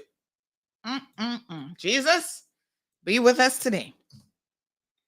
And you do not understand, it appears, that if you start to miss a payment, you're going to find yourself in some extreme, dire straits. I'm going to give y'all some examples of what happens to people. I have a couple here, right? Of what happens to people when you start to run afoul of these situations. Now, I don't want to pick on anybody, but these things are a matter of public record. And there's a couple that have stood out in my mind that I'm going to share with you. So don't y'all be calling the person like, oh, Sandy, mention your name. It's an offshore alert. These are public documents if you wish to go see them at the court's office. But I want to show y'all a history of how all of us can get in a predicament individually that sends you down a spiraling chain of no recovery. Okay? And there have been some epic examples of this. And if we can't even be honest about who it's happening to and the reasons why it's happening, and how once you have found yourself in this situation, you are never getting out. So this young lady, I have a lot of sympathy for her. And I'm going to look at her specific case here in a second because there's some things that are very, very interesting. But the banks know the second you miss 2 payments, you're in a world of trouble. So people are talking about this $8,000 payment that she was made, but they're not reading what the bank said to her. And this is important. All y'all need to go get y'all a law degree. We talking about degrees this morning? One of the reasons you get a law degree is that it teaches you how to think critically, if you don't already, and how to read the finer details of what people are actually saying to you. Banks are a business. They're not in the business of charity. It's not a charitable organization. Okay? And we need to look at exactly what that means. Good morning, caller. Welcome to the program. Good morning, Sandra. Minister, what's going on? I know you're a little bit vexed at me, but you and I gotta have a sit down moment. I'll have my iced tea and you can have a Jack Daniels and ice or something, but we'll have a moment to chat. But Jack Daniels, you can't, Brian. Don't want to say that. It's not no, you know that. No. You're gonna be drinking a Pepsi. I know what you're gonna be drinking. Right. You know it, a Pepsi. That's me. Good morning. How you doing? I'm good, thank you. Happy Friday. Happy Friday to you too. I just want to say thank you so much for bringing up this topic. I know we share different views on it, but just the fact that you're talking about it, I'm happy with that because I just wanted to bring enough attention to it. Mm-hmm. But obviously, I want to try to address some of the things that you've put your perspective on, mm-hmm. Which is a little different than what I believe I said because I was the one that said it. So, okay. And sometimes, Kenneth, that happens. Like we're saying something and our intended message is X, but what people hear for a number of different reasons is something different. So I appreciate you calling to clarify it. Good. Okay. So one of the things that you said there before, 2 of them, I'm going to try to address 2 of them. One was that me alluding to the fact that a person is poor, they'll become criminal. That's not what I said. What I said in my video, you could play it back again, said, what would the bank say if somebody became a robber due to the fact of the effect of the instability on their life as a young child, right? and how that would affect them. So that's my intent there is to say these things have negative effects on families. Now, of course, because you're poor, don't mean you become a robber. I grew up poor. I didn't become a robber. So let's not take it out of context, right? So maybe if you interpret it that way, that was not the intent. And this is the part of politics you got to be ever so careful with. The second part of about the executive element. Yes, I am. I recognize, and I by all means, I'm not delusional to the fact that I am a part of the executive cabinet. But cabinet itself still is a democracy. I can't go in there and say, this has to happen. Nobody can, not even the premier. We have to work on consensus together, right? So if I put something forward and it's not supported, for whatever reason, it could be because it's not the perfect bill or not the perfect suggestion or regulation, or people just have a different view that the banks should have the leverage that they have, then I can't get it passed. So that's a fact. That's not me trying to say, or I think the suggestion you were saying is because I'm in the executive, there's no longer an excuse. That's not fair, because hypothetically speaking, let's just say myself and the Honorable Deputy Premier believe that there needs to be more protections for Caymanians in respect to the banks and the other 6 members. And remember now, I'm only making an example here. This is not the case, so please don't take it out of context. But as an example, let's just say me and him wanted to have that change, and the other 6 members executive said, no, we would not support that. It can't happen. That's democracy. All I'm saying is highlighting it's a democratic process, but we are representatives of the people. So if the people believe, whether you rightfully agree with this or not, but if the people say, no, I want more protection for the Caymanian homeowner buyer, then go and pass that law. That's the people's will. And again, it may be 75% of your society who says, I want more protection, but another 25% say, no, the balance is correct the way it is now, and leave it that way. That's how laws work. There's never a time when a law has 100% buy-in of everybody. So that's the context of what I was saying, not to say that, and I don't think, unless you disagree with me, to say that what I suggested wasn't a fact. I wasn't making an excuse. I was giving you the reality. Unless you see that different, I'd be happy to. Well, I mean, I don't want to get too, because I have a lot of stuff to cover in less than an hour. But my point was, you're actually not one of 19. You're one of, what is it, 12? How many are in your PAC government? Yeah, 12. Well, so that's a lot more of a voice. 11. That's a very different. The only point that I'm making is that's a very different situation than being one of 19, as though you're just a backbencher or whatever. You're a government minister that's one of 12. Well, that's the only point I'm making. I agree. I wasn't trying to hide that fact at all. But also, you got to recognize that legislative change has to be voted on by the 19. Well, in this case, it would be 18 because the speaker doesn't get to vote. But it still has to go to Parliament. We may agree to bring the bill, and most times, if a bill is agreed to be brought to the House through Cabinet, it already has the support of caucus and Cabinet ministers. So the logic is that once it comes to the House, there is a chance that it will be passed unless somebody decides to change their mind.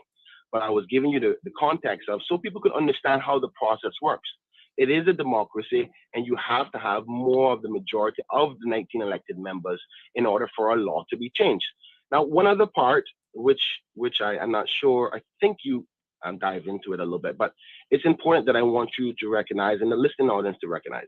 Listen, in the video, you would hear that I recognize that the banks should have their authority to get their money back. You're getting into a contractual agreement. I agree with you on that, Sandra. But there's one part about this, and I think that you will go into the history of the young lady. I don't know if you spoke to her or not, but I have a lot of information I'm going to be getting into in terms of that.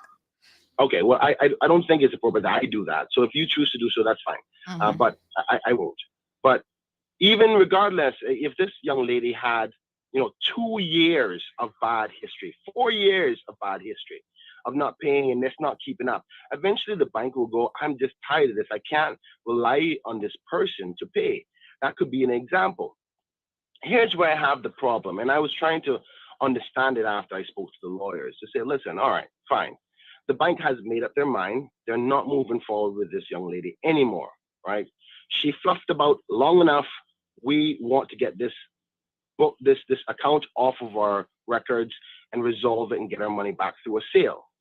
But the legal response they gave me was they have technically accepted a sale, so therefore it can't turn around. So I'm gonna get into all of that here in a second, but yes. Okay, well, I just want to quickly give you my opinion, and then I'm going to go because I have to be actually, I'm late for a meeting now myself. So my problem with that is that, okay, if you have technically accepted the execution of the foreclosure by that acceptance, why take the money from her? Even though, rightfully so, she still has to pay back that debt. But we all know the reason why you sell the home is to reclaim your debt. And particularly at this time where houses are as expensive as they are, the value of that property should surely, and I'm certain of it, cover the back debt that is paid. Well, I'm gonna give some examples where oftentimes that isn't the case. You would be surprised.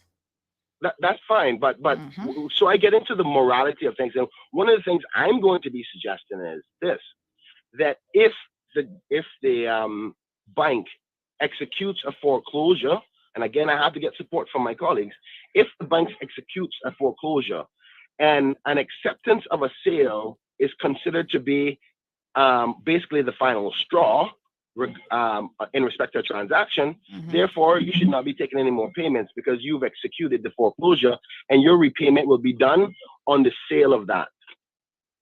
Because basically what is the reality of the scenario? Can I get you, Minister? I want to invite you on Monday's program. Do you have caucus on Monday? I'm trying to remember. Yes, we do. Yes, okay. We do. All right. Listen, I want to pause you there because a lot of what you're getting into, some of the details that I'm actually going to be examining here in a second. Yeah. So I'll watch the show later on. Leave it with me. Thank you so much for bringing it up. All the same, I appreciate you at least allowing me to chime in. Absolutely. Okay, so have a good day. Thanks. All right, my dear. Goodbye. So I appreciate the minister. Thank you so much for calling in. But there's a reason why I wanted to pause him just a little bit there, because he's delving into some of the things that we need to explain. So have we understood now that this is a contractual relationship? Nobody holds a gun to your head to go to the bank to do anything.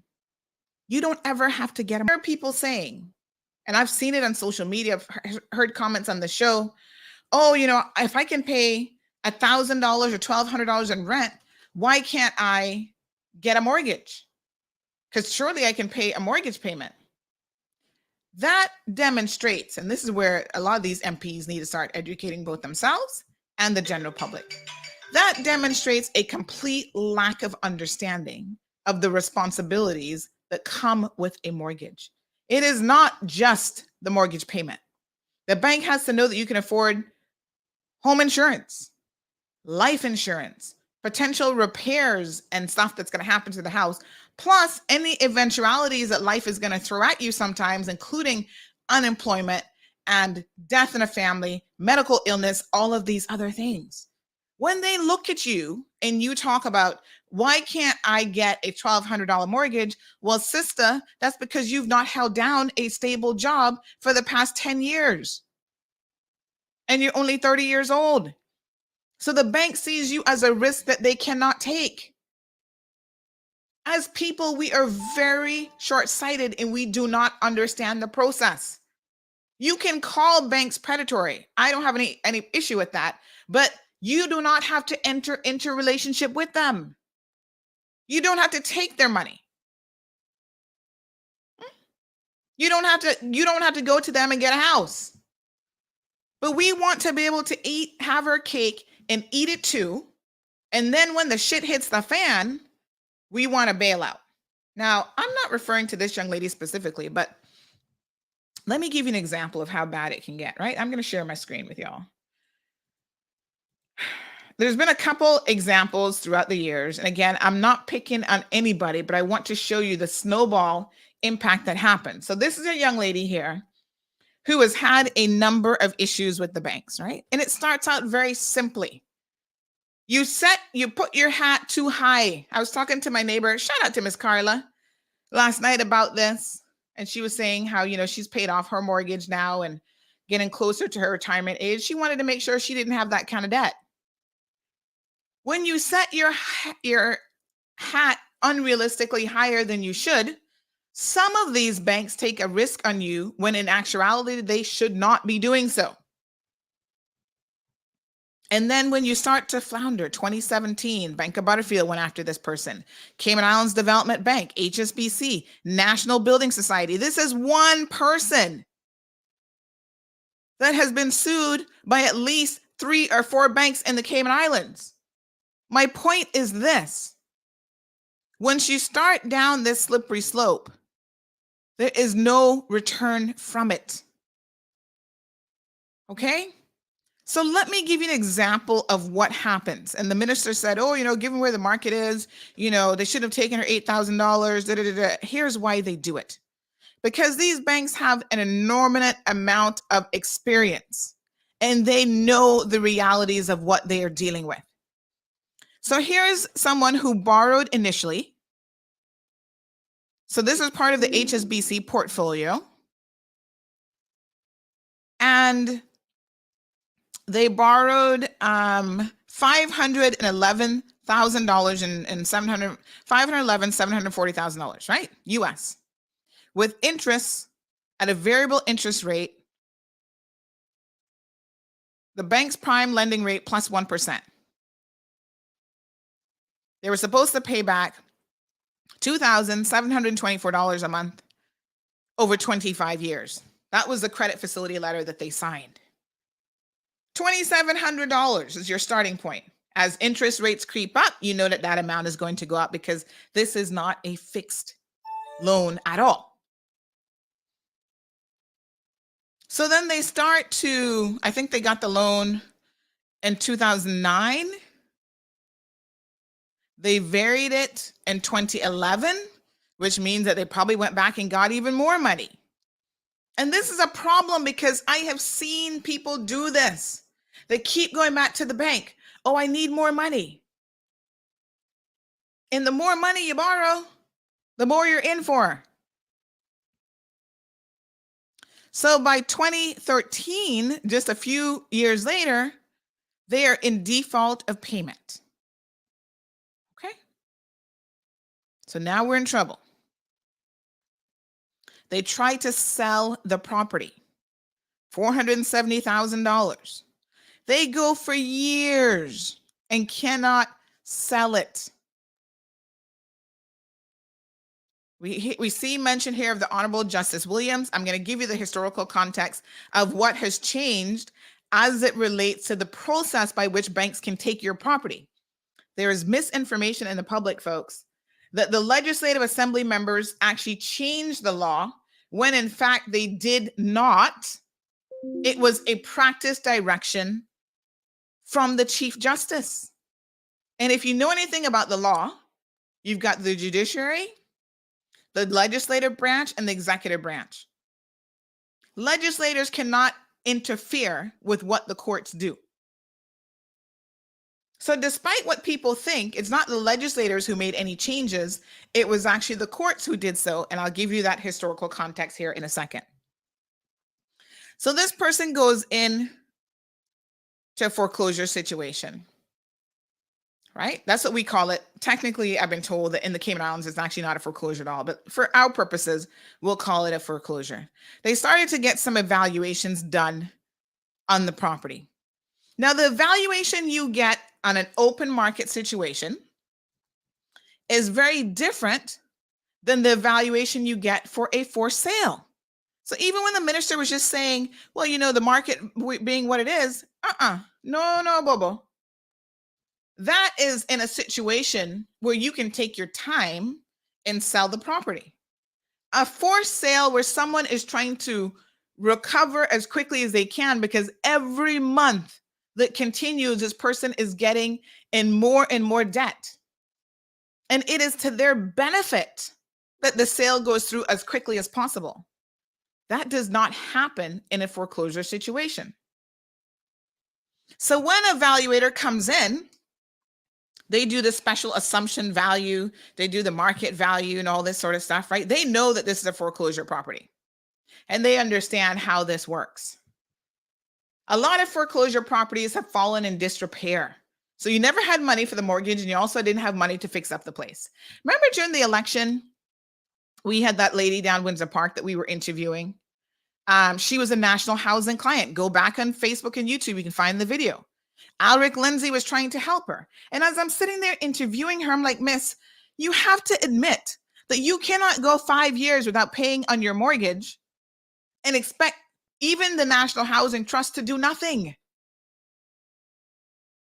And she's like, yeah, well, I was trying to eat. I was trying to 5 years. Do y'all understand how banks work? They take your money, they pool money, and they loan it out to people. They make interest. That's how they're able to offer their lending services. Someone made a comment, oh, they should just suspend, all payment. What are you all talking about? Clearly, no one is being honest with you why you can say foolishness like that and take it seriously. How do you think banks are able to pay staff and offer the services that they do? You just want them to suspend the interest rates. Oh, don't charge it. Reality check. It ain't happening.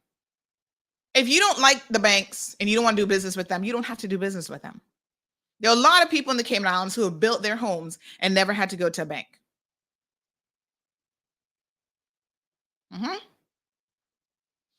So this is but one example. I can show you on here lawyers, business owners who have lost commercial property. So by the time this went up on the listing site and years later, it finally got sold, right? You're talking about 4, 5, 6 years later. Guess what? They sold the house, the property, and they still owed something like another $400,000 to the bank. So again, be very, very careful about what people tell you. Do not assume that when the bank takes your house and they're able to sell it, that they're going to be able to sell it and give you some money back. In a lot of cases, that does not happen. And then you have this trickle-down effect. Unfortunately, this young lady has had financial issues, loss of job, whatever. CIDB borrowed $20,000 from them. Now they're like, okay, we want our money back. You owe us $21,000.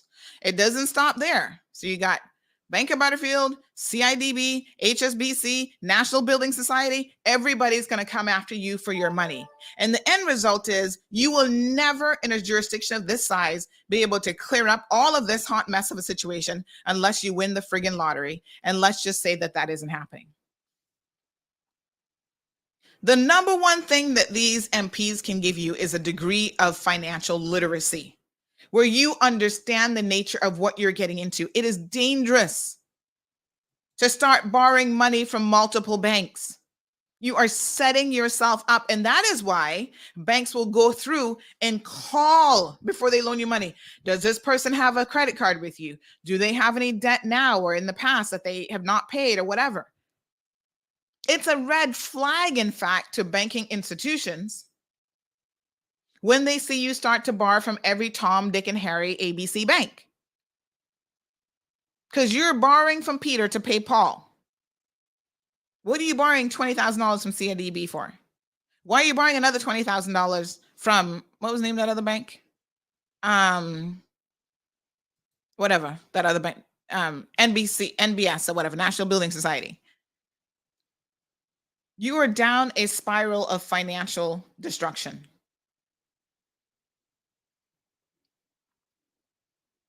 Let's talk about historically what has happened, because this is important.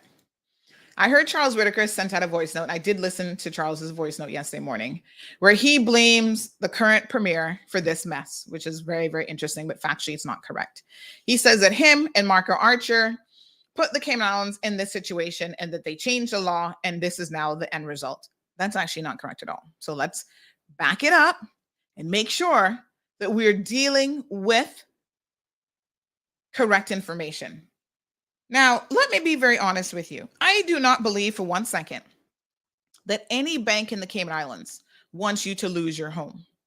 That is bad debt for them.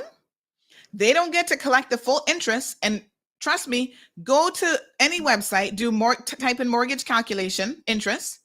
You borrow $300,000 in the bank. See at the end of that 15 or 20 years what they actually get from you. Sometimes it's all 5 times. So the bank has a financial interest in your success because over the life of your mortgage, you're going to pay them a shitload of interest. When you default on a mortgage, folks, that is not a situation that helps a bank. They have to spend money on legal fees. They have to repossess a house, like I said, that oftentimes isn't even at the value that you may have originally borrowed it because you have not been able to financially keep it up. Then they're going to have to sell the property for less than real market value if they had the luxury of having it on the market for as long as they want to be able to sell it. Don't let anybody tell you that the banks are purposely going out there trying to take your home from you, because that makes 0 sense whatsoever. Most of the time, by the time a situation reaches to this point, where the bank has had to engage lawyers and they have a sale, you're talking about a long period of default. The position previously is that it was taking banks a really, really long time to go through the process. Around 2013 and 2014, the current premier, who was part of the PAC administration at the time, him, Alden McLaughlin, Marco Archer, were having meetings with the Bankers Association, asking them to be as lenient as possible because the world, including the Cayman Islands, was still coming out of the financial crisis of 2007 and 2008. Remember the recession of that? Y'all forget easily. Some of y'all might have been little kids, so maybe you didn't know about it. When it comes to the enforcement of their security, unlike some other places, that's why technically it's not a foreclosure, right? Because a foreclosure is where the bank takes title of the property. That's not the system that we actually have here in the Cayman Islands. What we have here is a legal charge system. And y'all know this, you get a mortgage. The bank puts a charge on the mortgage. Cayman National Bank has a charge on my mortgage. I don't own this house until I pay that last dime, and I can remove them as the chargee. I think they're the chargee. So the title of the property actually remains with the homeowner, me. So if you go look up block and parcel number ABC123, you're going to see Sandra Marlin Hill. We have legal title. And then the bank takes a charge of that. Okay. When you go and you sign up, again, their terms of your mortgage, and that charge means that the bank can actually exercise their right in accordance with the registered land law to realize their security. When you're in default, you get what's called notice. So they serve you with notice. Madam, you've gone 1 month, or you have 1 month now to cure this defect, this default. Then you're going to get another notice if you don't do it that says, okay, if you don't repay the loan in 3 months, we can exercise our right to sell the property, where we'll take our charge on the property. The process used to be that it was done by way of a public auction with what's called a reserve price, or they could sell it by private treaty. Now, this is where people are getting confused about changes that have been made. The public auction option, right, meant that they could put it out there. This property is for sale. We have a reserve price because this is the minimum that we want to try to take for it of $300,000, and it goes to the highest bidder. The banks have a duty to get fair market value for the property. Again, it doesn't benefit anyone if they don't, including them. Because oftentimes that $400,000 that people still owe them, even after a property's been sold, they know they will never get that money back. So what they would normally do in those situations is that they would apply to the court, get the court's approval. They would have to show the valuation. show any offers that were made on the basis of that valuation, and then any reasonable offers that came in, they would have to go and ask the court to approve the sale. Now, if you didn't do it by way of a public auction, you did it by way of a listing. So the public auction option meant that you didn't need to actually go to court for what's called an inter-party application. Inter-party means more than one. So within 4 months, they could list it and sell it. When they did it by way of a private sale, for example, then there was this whole inter-party application, which meant the homeowner was there, you had multiple hearings before a judge, and you did a whole lot of back and forth. So at one point, the Chief Justice looked at this situation because the court was wasting a lot of time, because these foreclosures have been happening for a very long time. It's not just today, and it's not just yesterday. And the Chief Justice said that in Sariba, they have this multi-listing system where you can go on there and you can see every property listed in the Cayman Islands. He essentially said that the MLS, the multi-list system, was the equivalent of an auction because it was so widely available, anybody could go and have a look at it and see what properties are available. So any interested parties had access to the details of the property. And he concluded that in order to stop wasting court time in a situation that really should be pretty straightforward, a bank is trying to exercise their charge in a property, this needed to change. Use the MLS and let's keep it moving. You can go, you don't have to take my word for this.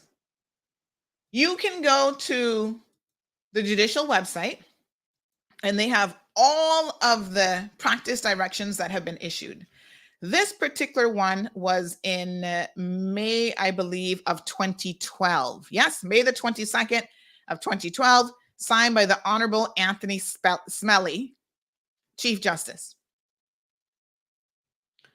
And some of the cases that he looked at, including the Bank of Butterfield versus Jervis and Jackson, saying how sometimes these were unnecessary applications for leave to sell by public auction, because then you're raking up legal fees, which, make no bones about it, the bank coming after you for that too. So it's not in your interest to try to go to court with these things, because you're gonna still lose, and you're gonna end up having to pay legal fees on top of it.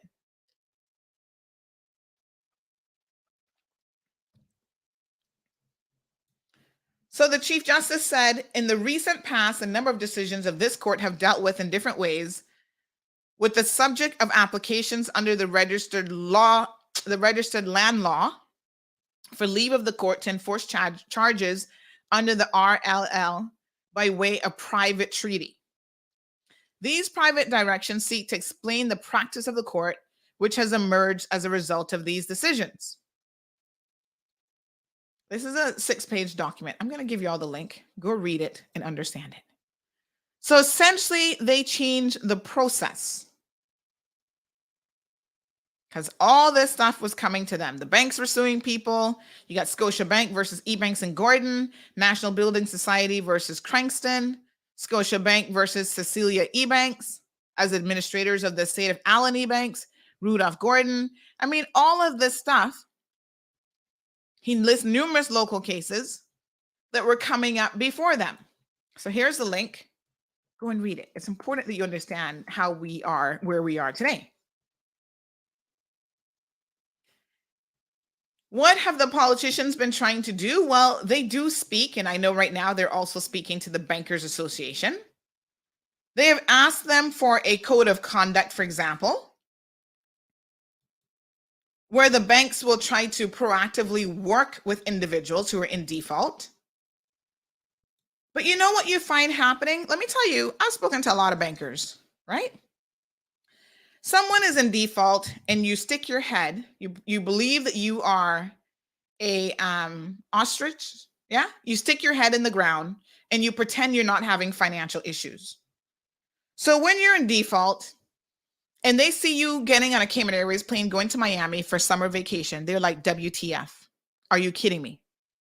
This is the kind of bullshit that the banks are aware of that y'all are doing even when you're in default of a mortgage. You can't pay your mortgage, but you can eat out. You can go to the salon, get hair done, nails done, everything done, keeping up with the injections, taking family vacations, still shopping and buying big screen TVs and everything else. That does not speak to someone who the bank feels like they should really be helping. There's another case here. And I mentioned these to you guys again, not to embarrass anyone, but to show you what happens, the real life situations that people can get themselves involved in. Cayman National Bank. And trust me, I subscribe to Offshore Alert and I read these cases all the time. And you would be surprised. Sometimes I read them and I'm like, damn. For me, it's a cautionary lesson to be careful of the debt that you take on. So here's another one. CNB versus Anglin Lewis and Associates is the company, and unfortunately, Paulette Anglin Lewis. Right? Poor Miss Paulette. You go to the bank and you borrow 2010 deed of guarantee, block and parcel number, $1.2 million. That was the loan amount. Yes? October the 9th, 2013. Point number 7, it says the commercial loan was not maintained by the first defendant according to its terms to the satisfaction of the plaintiff. So this is that building there in town by Smith Road and what's that intersection? Bobby Thompson or whatever. Yeah. So it didn't take long for this to fall into a situation. See what the bank says here? By the 6th of December 2019, the outstanding sum on the loan was $779,000. That's not a whole lot different than the 1.2 million. So not a lot in that period of time has been resolved. The banks will take years, and most of them are trying to work with you. They don't want your house. They don't want your property. And I don't care what y'all talking about. Oh, they're in cahoots with this one and that one and blah, blah, blah. They don't want the headache. They would rather you keep it and just pay the damn mortgage. But when you can't, they are putting themselves and their shareholders and all other customers, by the way, at significant risk by allowing you to remain in arrears for 10, 20 years, because that's what some of y'all would be doing. By the time you have missed 2 or 3 payments, folks, you are in a world of trouble. Even if you were able to start picking up payments and paying a little bit extra, those 2 or 3 payments, unless you get some sort of a windfall of money, it is near impossible for you to pay. The banks know that. That is why when the politicians suggest to them, try to work with people, I think that they will if they saw a genuineness in the people who are borrowing the money. Now, some of y'all, like I said, are less than truthful about your situation. You are not doing the things that you need to do. The second you miss a payment, do not be afraid. Go immediately to the bank and let them know what is going on. Because what you end up happening, which is what's happening with this lady right now, there comes a point in time when it is too late. So they are demanding from this lady that she get out of the property because they have a purchaser. It is too late. They have a contractual agreement with somebody else to now purchase your property. And you want them to do what? They can't breach that new contractual agreement. Somebody else has already agreed to buy this one's property. And I think the misunderstanding comes because I was reading the letters and stuff that she sent in, right? Campbell's attorney at law sending correspondence. When they sent her this letter on May, and in fact, let's back up before that, when Scotiabank said back in early May to her that they, because she was saying, please don't sell the property, blah, blah, blah. I'm going to make this $8,000 payment. I've got a better job, all this kind of stuff. It was already too late. So the bank says, listen, details of your email are noted. This is what they said. Okay. However, based on delinquent still of the account, we will be proceeding with the process of listing the property for sale. Should you clear the arrears in full prior, hear me good, this is what it says in the letter, to securing a purchaser, only then we will remove the property from listings. The problem is she was not able to do that. So by the time she got the $8,000 to pay the arrears, the property has already not only been listed, but it has already had an offer for sale, which the bank has accepted. Y'all see the problems? So now to say, well, they should have taken her $8,000, why would you say that? This is where, again, y'all don't have no sense when it comes to finances. Of course, the bank is going to take her $8,000 because the property is still in arrears. So even if they sell it for more than the arrears, the interest, the legal fees that she has now accrued, and there's anything left, the banks will give that back to her. This isn't a situation where they're going to try to gyp her out of money. But when you tell someone, well, you shouldn't have bothered paying that $8,000, why would they take your money? Because you actually owe them that money. That's arrears. But it doesn't undo, because now it is too late. It does not undo what has already transpired. And they make it very, very clear in their correspondence. In fact, she comes up with a plan. I'm going to make full payments. I'm committed to make full payments of $1,200. And then I'm going to make another $1,200 payment. But at this point that she's coming up with this proposal, it is too late. So folks, the lesson here is if you wait until it's too late, they're not going to, even the banks will not be able to help you. So they say to her in an email of May the 11th, thank you for your email and all concerns have been noted. Based on the state of delinquency and extensive arrears outstanding on your mortgage account, we will continue to proceed with the listing of the property for sale. At this time, you're not eligible for a refinance or payment plan, but payments will be accepted without prejudice. They go on to say, I, however, recommend clearing the arrears in a timely manner or consider seeking financing at another institution to assist with this. And once the account is updated in full, we will immediately remove from listing. That did not happen. So it was over $8,600 in arrears. The payout amount at that date, it was $187,000, call it $188,000.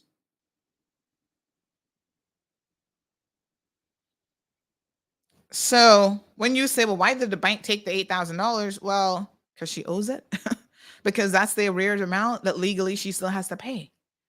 Y'all acting like the bank is a charity. And this is where I want to be very, very clear. The banks are not in the business of charity. And they do help. So I've reached out to the young lady because I needed to understand, how long has this been a situation?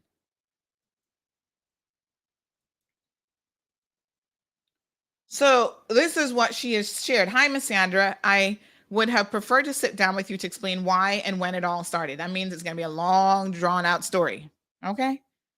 She said, let me try to break it down as much here. So I became unemployed in 2017. 17, 18, 19, 20, 21, 22. Okay. during almost 2 years. So does that mean a mortgage wasn't paid for 2 years? She says from then, it was almost seemingly impossible to keep up. I made as much payments as I could, but some months the full amount and some, were part payments. This caused my arrears to begin and to add up. 5 years later, the bank understands. Even though now she says, well, finally just gotten a new job, the bank is very, very crystal clear that this has been going on for a minute. 2 years worth of unemployment. You just got a new job and you're trying to get yourself sorted out. The bank is probably thinking, what other obligations does she have that might be prioritized before this mortgage? And she even admits it in the rest of this message, which I'm now reading for the first time, when she says, with all the bills and everything else to do with monthly funding, I was in debt everywhere I turn. I understand. And the banks, probably without even knowing any of her details, have heard these stories time and time and time again. It's not just the mortgage. It is debt everywhere I turn. Yes? She says, making it so hard that when I did start working in 2019, that even though I received some help, and on top of that, I was making my monthly payments going forward, I still couldn't catch up. That's exactly how it happens. Which is the entire reason for the arrears buildup. My case is not that I wasn't paying my mortgage at all anytime, but rather because I could only make payments with what I had. She's saying that she's explained it to the banks, but the bank also understand that 5 years later, they're still dealing with partial payments.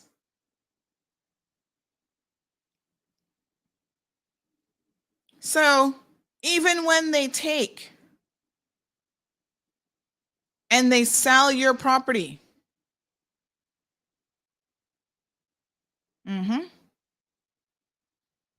as they did here,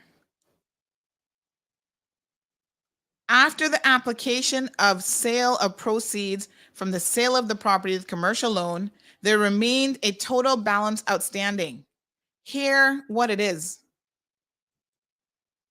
It's still $779,000. Remember this case we were just talking about over here? $1.2 million. They turn around and sell it, and you still owe them $779,000, almost $1 million. Hello, anybody not following me here? Unfortunately, this is what happens. Now, with all the other fees, it actually comes up to $852,644.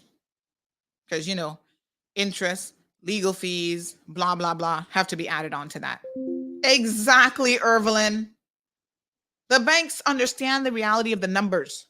Sometimes your politicians sit down talking to you, and they've never even read a case like this to understand the predicament that people find themselves in. I'm just saying.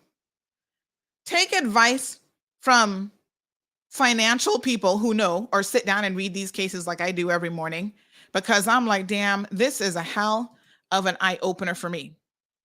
And there are tons of examples. Here's another case of a lawyer and his wife. Again, kept borrowing money on this big-time house. They got a divorce. There are certain things in life that will put you back substantially. Divorce, where you no longer have the second income. A medical illness, which you cannot control, right? You might not have sufficient insurance, et cetera, et cetera. Bank of Butterfield. They want their money. So in this case, and this is where you get tripped up, you got to stop over borrowing from the bank. You keep going in for a dollar, in for a pound, in for a penny, in for a pound. Don't do it. Right? Statement of claim says the commitment letter dated the 20th of December 2000 They originally borrowed to construct a personal residence a sum of $800,000. Okay, 20-year mortgage. They go back. They borrow another $200,000. So now you're up to $1 million that you borrowed to build a house. Your monthly installments, $8,365. Now listen, when you got two incomes and both of you are lawyers, that might be fine. But things don't work out for whatever reason. You're in divorce court. You cannot, folks, pay back $8,000 on your own when you have other obligations. Maybe you lose a job and you're not making as much money. But they wasn't finished yet, because in November 2001, they went back for a third commitment letter to borrow another $365,000. So now they're in for $1.36, call it $1.37 million. And I can tell you, in this particular case, that house sat on the market for years, because not everybody can afford $1 million house. So the pool of people who are eligible to even purchase a house like this is very slim to none. And hell, if they can afford $1 million house, most of them are just going to build something custom made for themselves, not buy something that you did in your taste, in your neighborhood. So even after they sold the property, so it says as of February 2008, the defendants were indebted to the plaintiff in the sum of $785,644.37. It eventually got sold. You see here where they talk about the Cereba multi-listing system. It was listed in May of 2018 for $900,000. They had to reduce it because it wasn't selling. So I'm telling y'all, reality check. Your MP's talking about, oh, with the current market, nothing. Foreclosures do not sell in the same way that other properties do. Sometimes the reason for that is nobody wants to buy a foreclosure. Because people are like, oh, you bought my aunt a house, One time, my husband and I, when we were looking at homes, we came across a foreclosure on Palmdale. Same thing. This was Jan Money. Is that the name, Jan? No, not Jan Money. That's the money transfer. Jamaican National Bank, and JNB or whatever they're called. The one there in town, right? And I told y'all before, that bank has the highest rate of defaults on mortgages for a reason in the Cayman Islands. You know why? Because they had a minimum borrowing amount of $500,000. So even if you only needed $300,000, you had to borrow $500,000, which to me is like, why? So what you had people doing, they're going to build a house and whatever. Then they would get NCB. No, not NCB. No. This is the Jamaican bank. So what they were forcing people to do to be able to qualify it for a loan is you built your house, and then that extra money you still took and you'd buy oversized furniture and, gold appliances and all kind of shit that you just didn't need, because they had a minimum. They since changed it because it didn't make any financial sense. But they were trying to force people to build to take $500,000 every go. And this little house was a little lady who, has a family interest. No. This is Jamaican Bank. Is it called Jamaican National? Jamaican. Hold on. JN Cayman is what they're called now. JN Cayman. They changed. I think they were called something else, but they changed the name. So, yes. So this lady, she owns part of, whatever little family bar and business, and the husband or boyfriend or whatever, common law husband, was a plumber. So, when things were good, I guess they could afford it. And then they fell into a situation and could no longer afford it. So we were looking at this house. I was like, oh Lord, it was overbuilt. And then once I found out JN's policy, I understood why. Even for the piece of land that they had no yard space, because they were overbuilding this house because they had to spend this $500,000. So when you say the banks are predatory, they can't be predatory on you if you got sense. You don't go to a bank that tells you have to borrow $500,000, whether you can afford it or not. And so you force yourself to overbuild this 4,000 square foot house when it's just you must be in your 50s and 60s and your little common law husband. That don't make no sense. At that age, you should start to downsize. You're not got no children up in your house. You're not got no pile of grandchildren that gonna be sleeping with you every single night. Why are you building a $5,000 square foot house? So we were looking at it and we're like, let's see the property valuation. You know, there's always stuff in those homes that like, oh God, you got to change this, change that. You got to make all kind of changes. Next thing you know, people calling you, oh, I heard you were looking at my Anna's house. I'm like, what the fuck? What? It's a transaction. So my husband's a very funny person, y'all. He don't like y'all drama that y'all like in CMR. He not into that. So he's like, you know what? Leave that alone. Somebody else will buy it. We not touching it. Because he don't want nobody walking up to him about, oh, you bought my aunt's house and you up in your feelings. So they end up having somebody else purchase the house who was in the construction business. They subdivided it up into a bunch of rental rooms. Such a waste for such a beautiful house, to be honest, for their construction workers. The irony is that guy and his wife eventually separated and got a divorce. I'm telling you, divorces happen every single day, and that impacts your financial position in life. Be aware.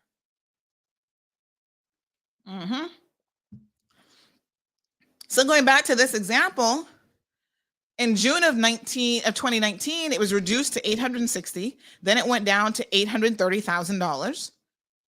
And you see, these were the valuations that were coming in, right? They have what they call a special assumption of a marketing period of 180 days. So the longer that the property stays on the market, the less you're going to get for it. And it's going to be harder to sell.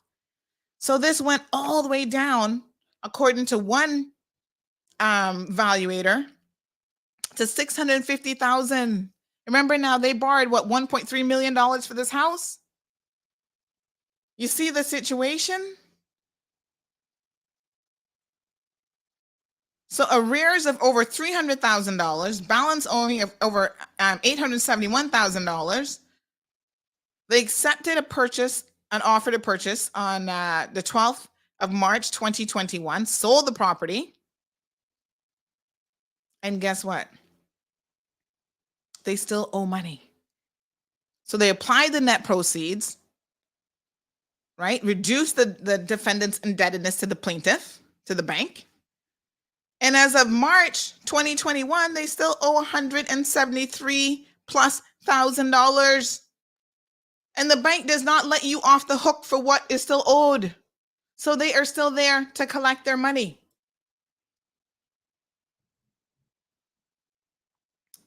This is what I want to say this morning. These are very, very difficult situations. No one wants to be without a house. No one wants to be evicted from their home. But you also have to appreciate the bank situation, which, by the way, impacts everybody else who has a mortgage or loan. Banks will fail. Let's not forget First Cayman Bank, which failed because of political interference. Oh, give this one a mortgage because I know them, blah, blah, blah, and they can't pay it back. Sometimes politicians would do better not getting involved in business affairs at all, because 90% of them don't know nothing about business. So they are in meetings now, and they have been with the Bankers Association, asking them to continue to work with people. On June the 1st, for this particular property that the minister was speaking of, they received a binding offer, which the bank is legally bound to. They have a legal obligation to accept a fair offer. So once they list it and they get a fair offer for the property, they can't be like, well, no, we're not going to give it to you. They have, the politicians, and I know this for a fact, have asked the banks to use what they call a lighter touch regime, try to work with people. 5 years in, there's only so much working with you they can do. And all of this attention in the world, because I can tell you the same thing happened with the other case that we reported back on in 2017. That was with Mr. what was his name? I was just telling you all about that foreclosure case in CMR. All the attention he brought on Scotiabank, and he did a video, and he did this, and he did that. Not a bit of that. This was what the hell his name is? Oh gosh. Gregory Watts, Anthony Richards. Not a bit of that, folks. Assisted him. He still lost his house. But again, this was a guy who, despite being in financial issues with the bank, was out and about driving up and down in a friggin' BMW. And people are like, dude, sell the BMW. See what you can get from, but that's my only mode of transportation. And I work sales. So, I got to be looking a certain way.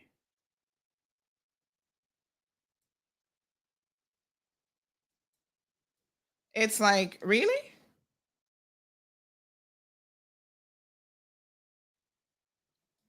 So most of us get into trouble with these situations because of, unfortunately, sometimes things outside of our control.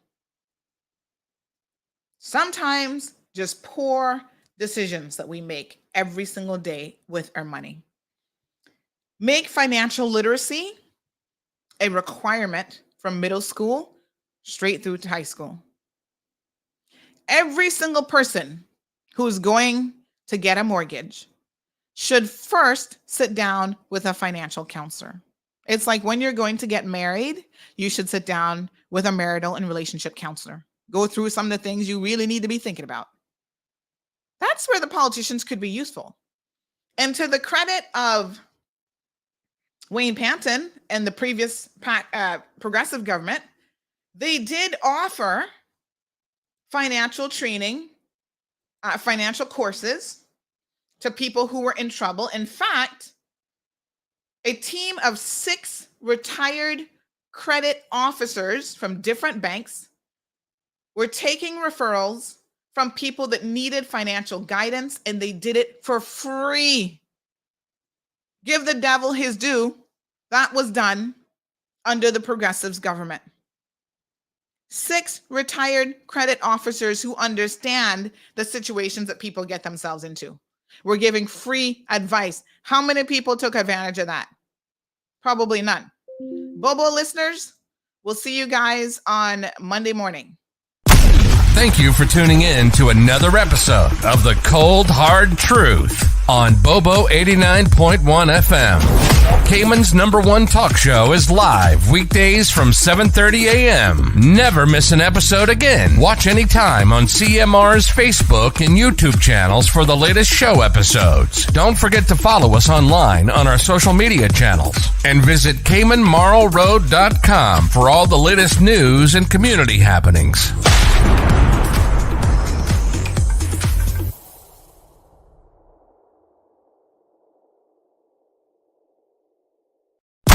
Thank you for tuning in. I want to make it very, very clear here. This show is about getting a reality check.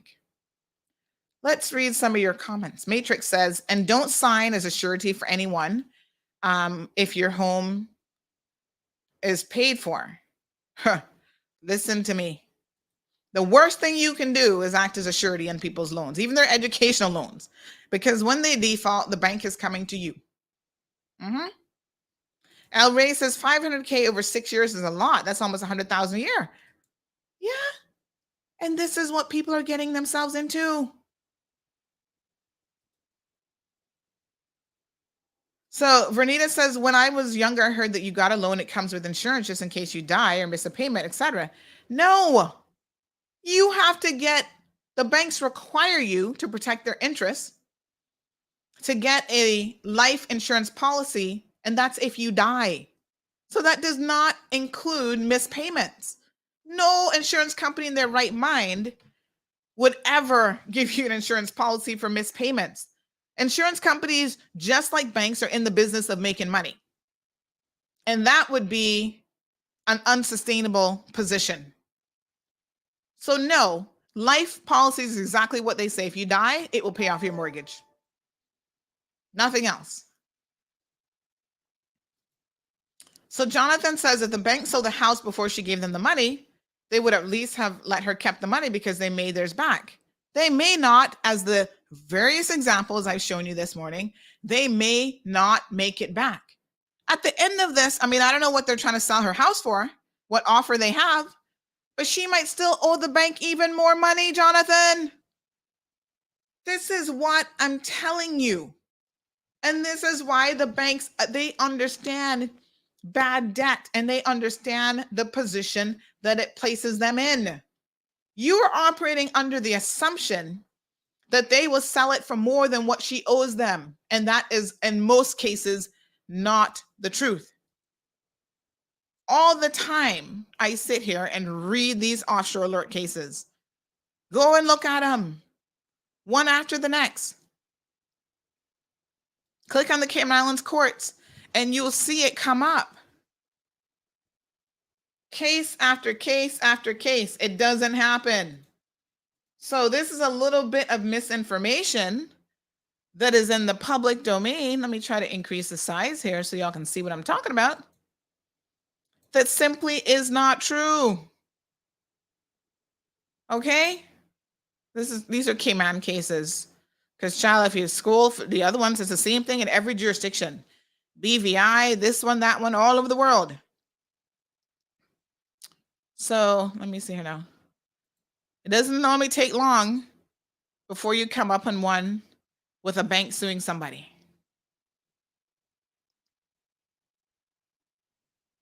Right?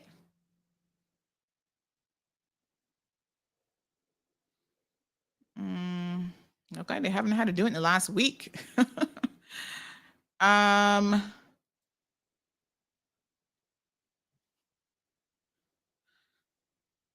Oh, this one's interesting.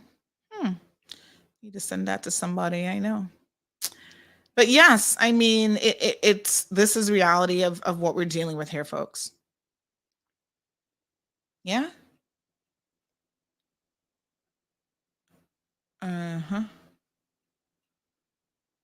Believe me, until you start to look at some of these cases and you start to read some of the details and appreciate what is actually transpiring, every single one of us who signs a oh look, I'm on here, my default judgment setting aside, woohoo, win for Sandy.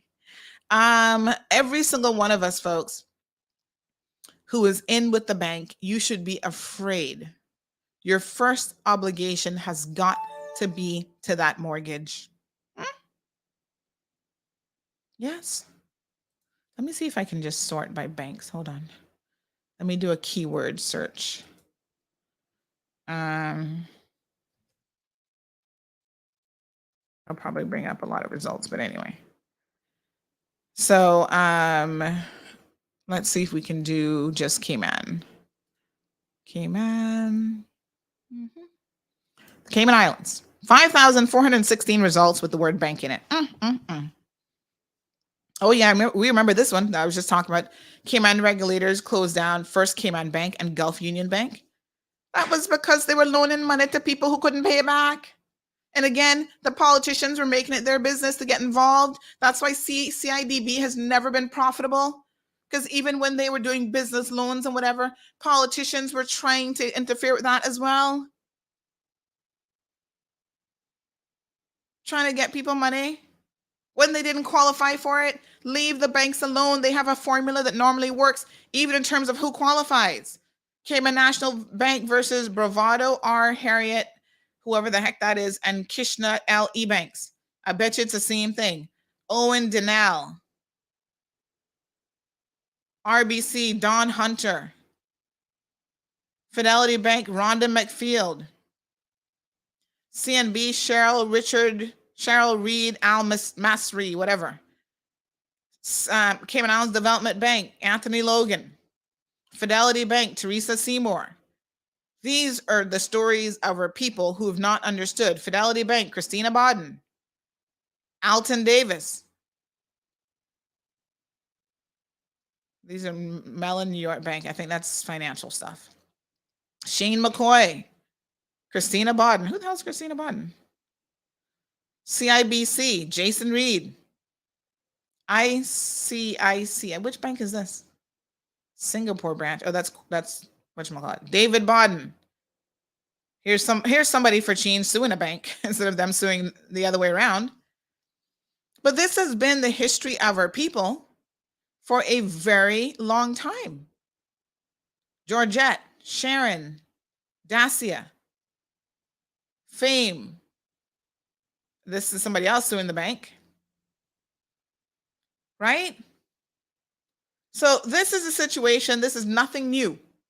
This has always been a situation.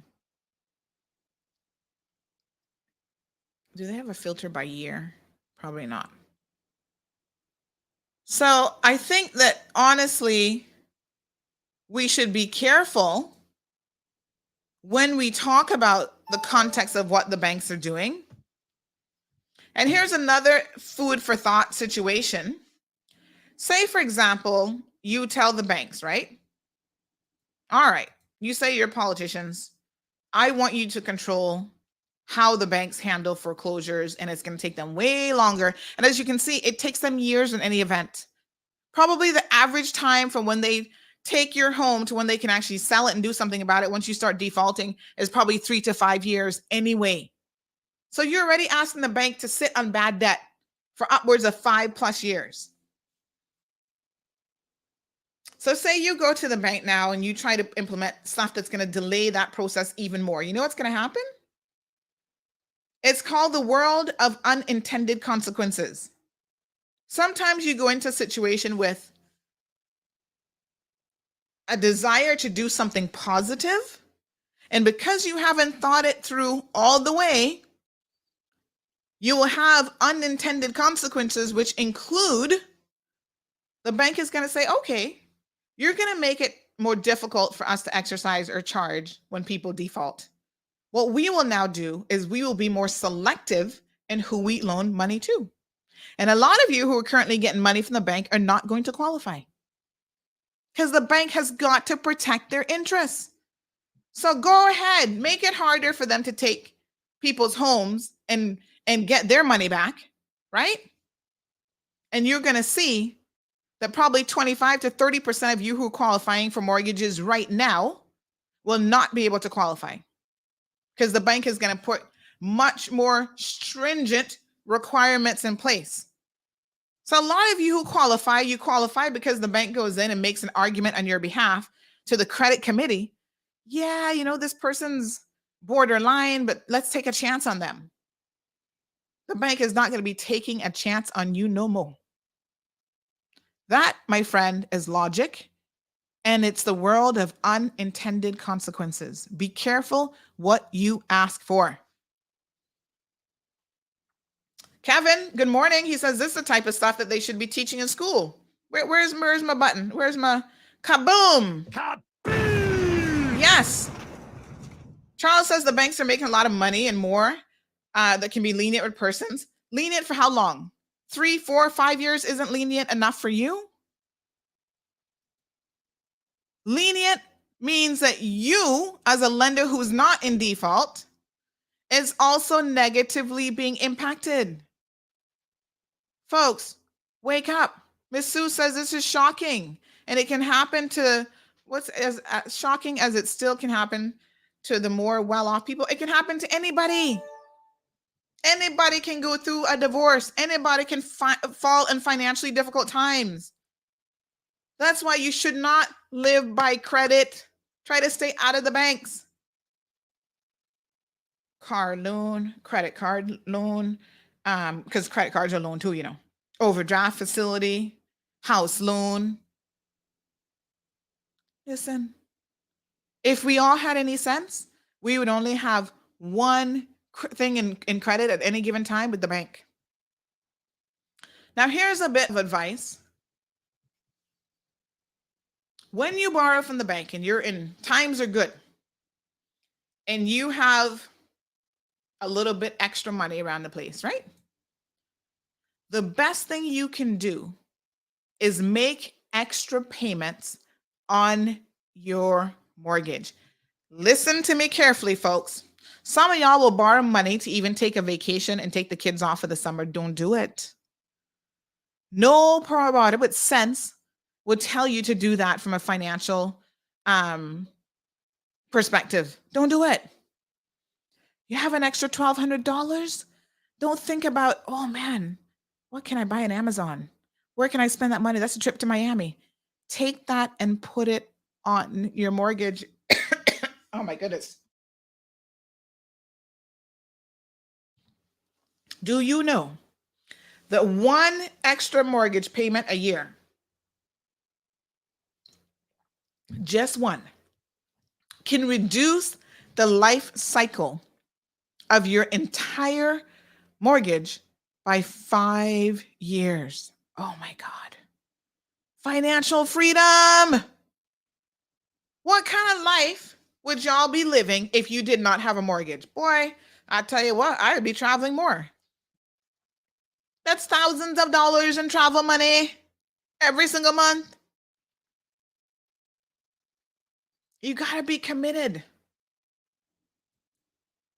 You know, I understand because I'm a little bit of a spender myself because we all grow up with no degree of fiscal controls. You see something, instant gratification, you want it. I used to be one of those people.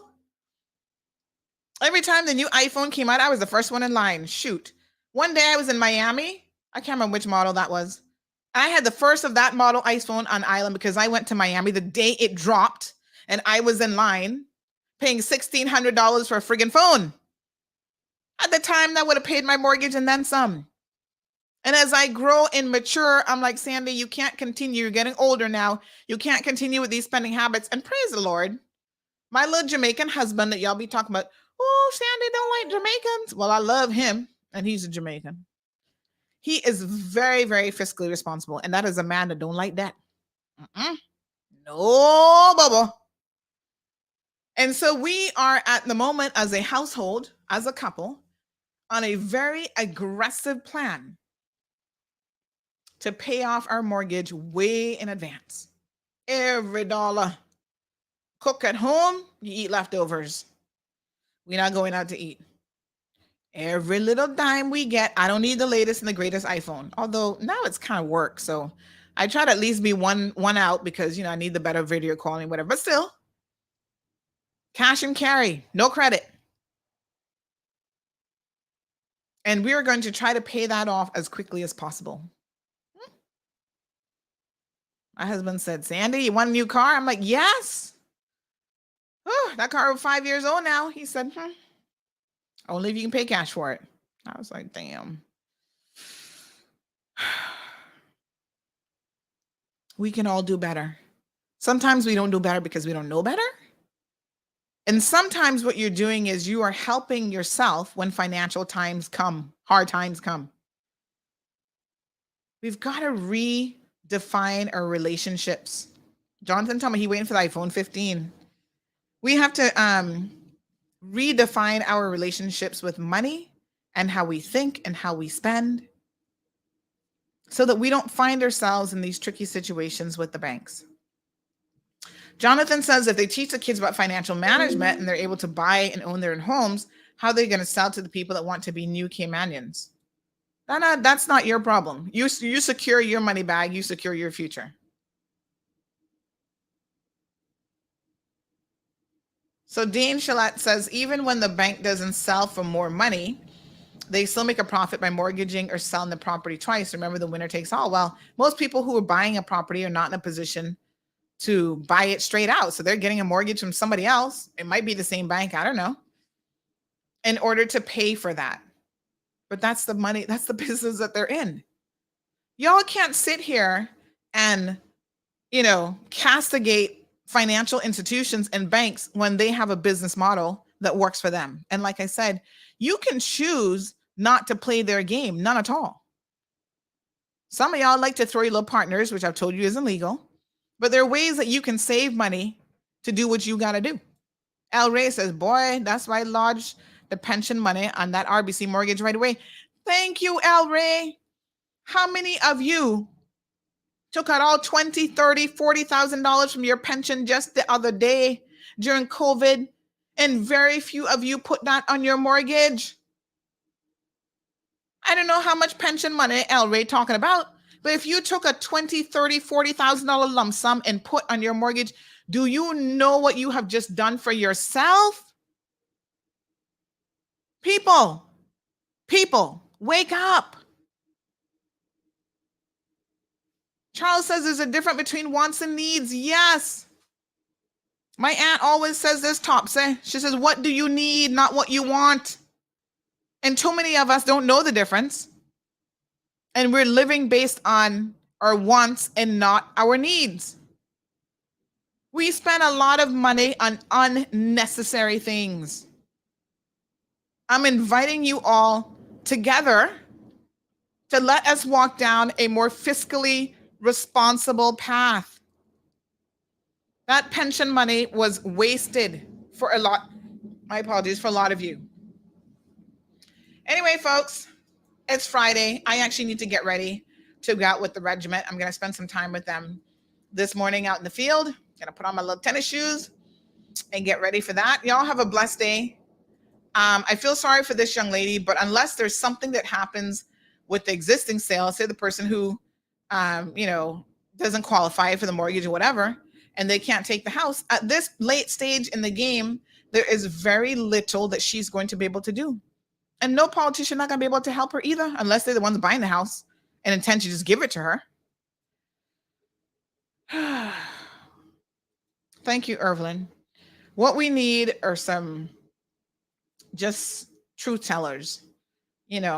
Some messages sound good, but in reality, it's not going to help you one bit.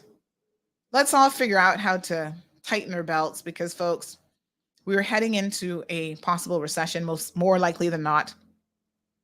Gas prices through the roof. The premier was saying the other day, somebody's making fun of him, but he doesn't know what gas prices are. He actually said it's about $7 an hour, but he said he doesn't have to pay for it because he opted to get an electric vehicle. Now y'all like, yeah, well, I wish I had money for an electric vehicle. Actually, you do. Honda has an HR-V, which is a hybrid, gas and electric, and that'll save you significantly on the gas part. And they're affordable. Some of y'all paying more than that for a non-electric vehicle. You need to start thinking. Mr. Earl says, what if it was sold to one of the bank employees? I'm pretty sure that there are rules internally within banks that prevent that from happening. A lot of these banks have rules of conduct that their staff have to operate by, and any foreclosures within the bank, they are not permitted to bid on those or to purchase those. So let's not assume that the bank is out to get you with no real evidence to support that. Folks, have a blessed weekend. See you guys on Monday morning. Recover Personal Injury Attorneys, helping injured people get what they deserve. Did you know that insurance companies have lawyers that represent their interests? Before signing and accepting any settlement, know your rights. Call us today for a free consultation at 924-9999. That's 924-9999. Recover. Your personal injury attorneys are on standby to assist. Are you tired of overpaying for TV services, can't figure out VPNs, and constantly missing your favorite TV shows? No access to the good stuff on streaming services? The frustration is real, but it doesn't have to be. Contact Roku, Cayman's streaming pros. We put you back in the driver's seat right in front of your TV. Call 926-1213 or message WhatsApp TV. Roku is not a TV service provider. Terms and conditions may apply.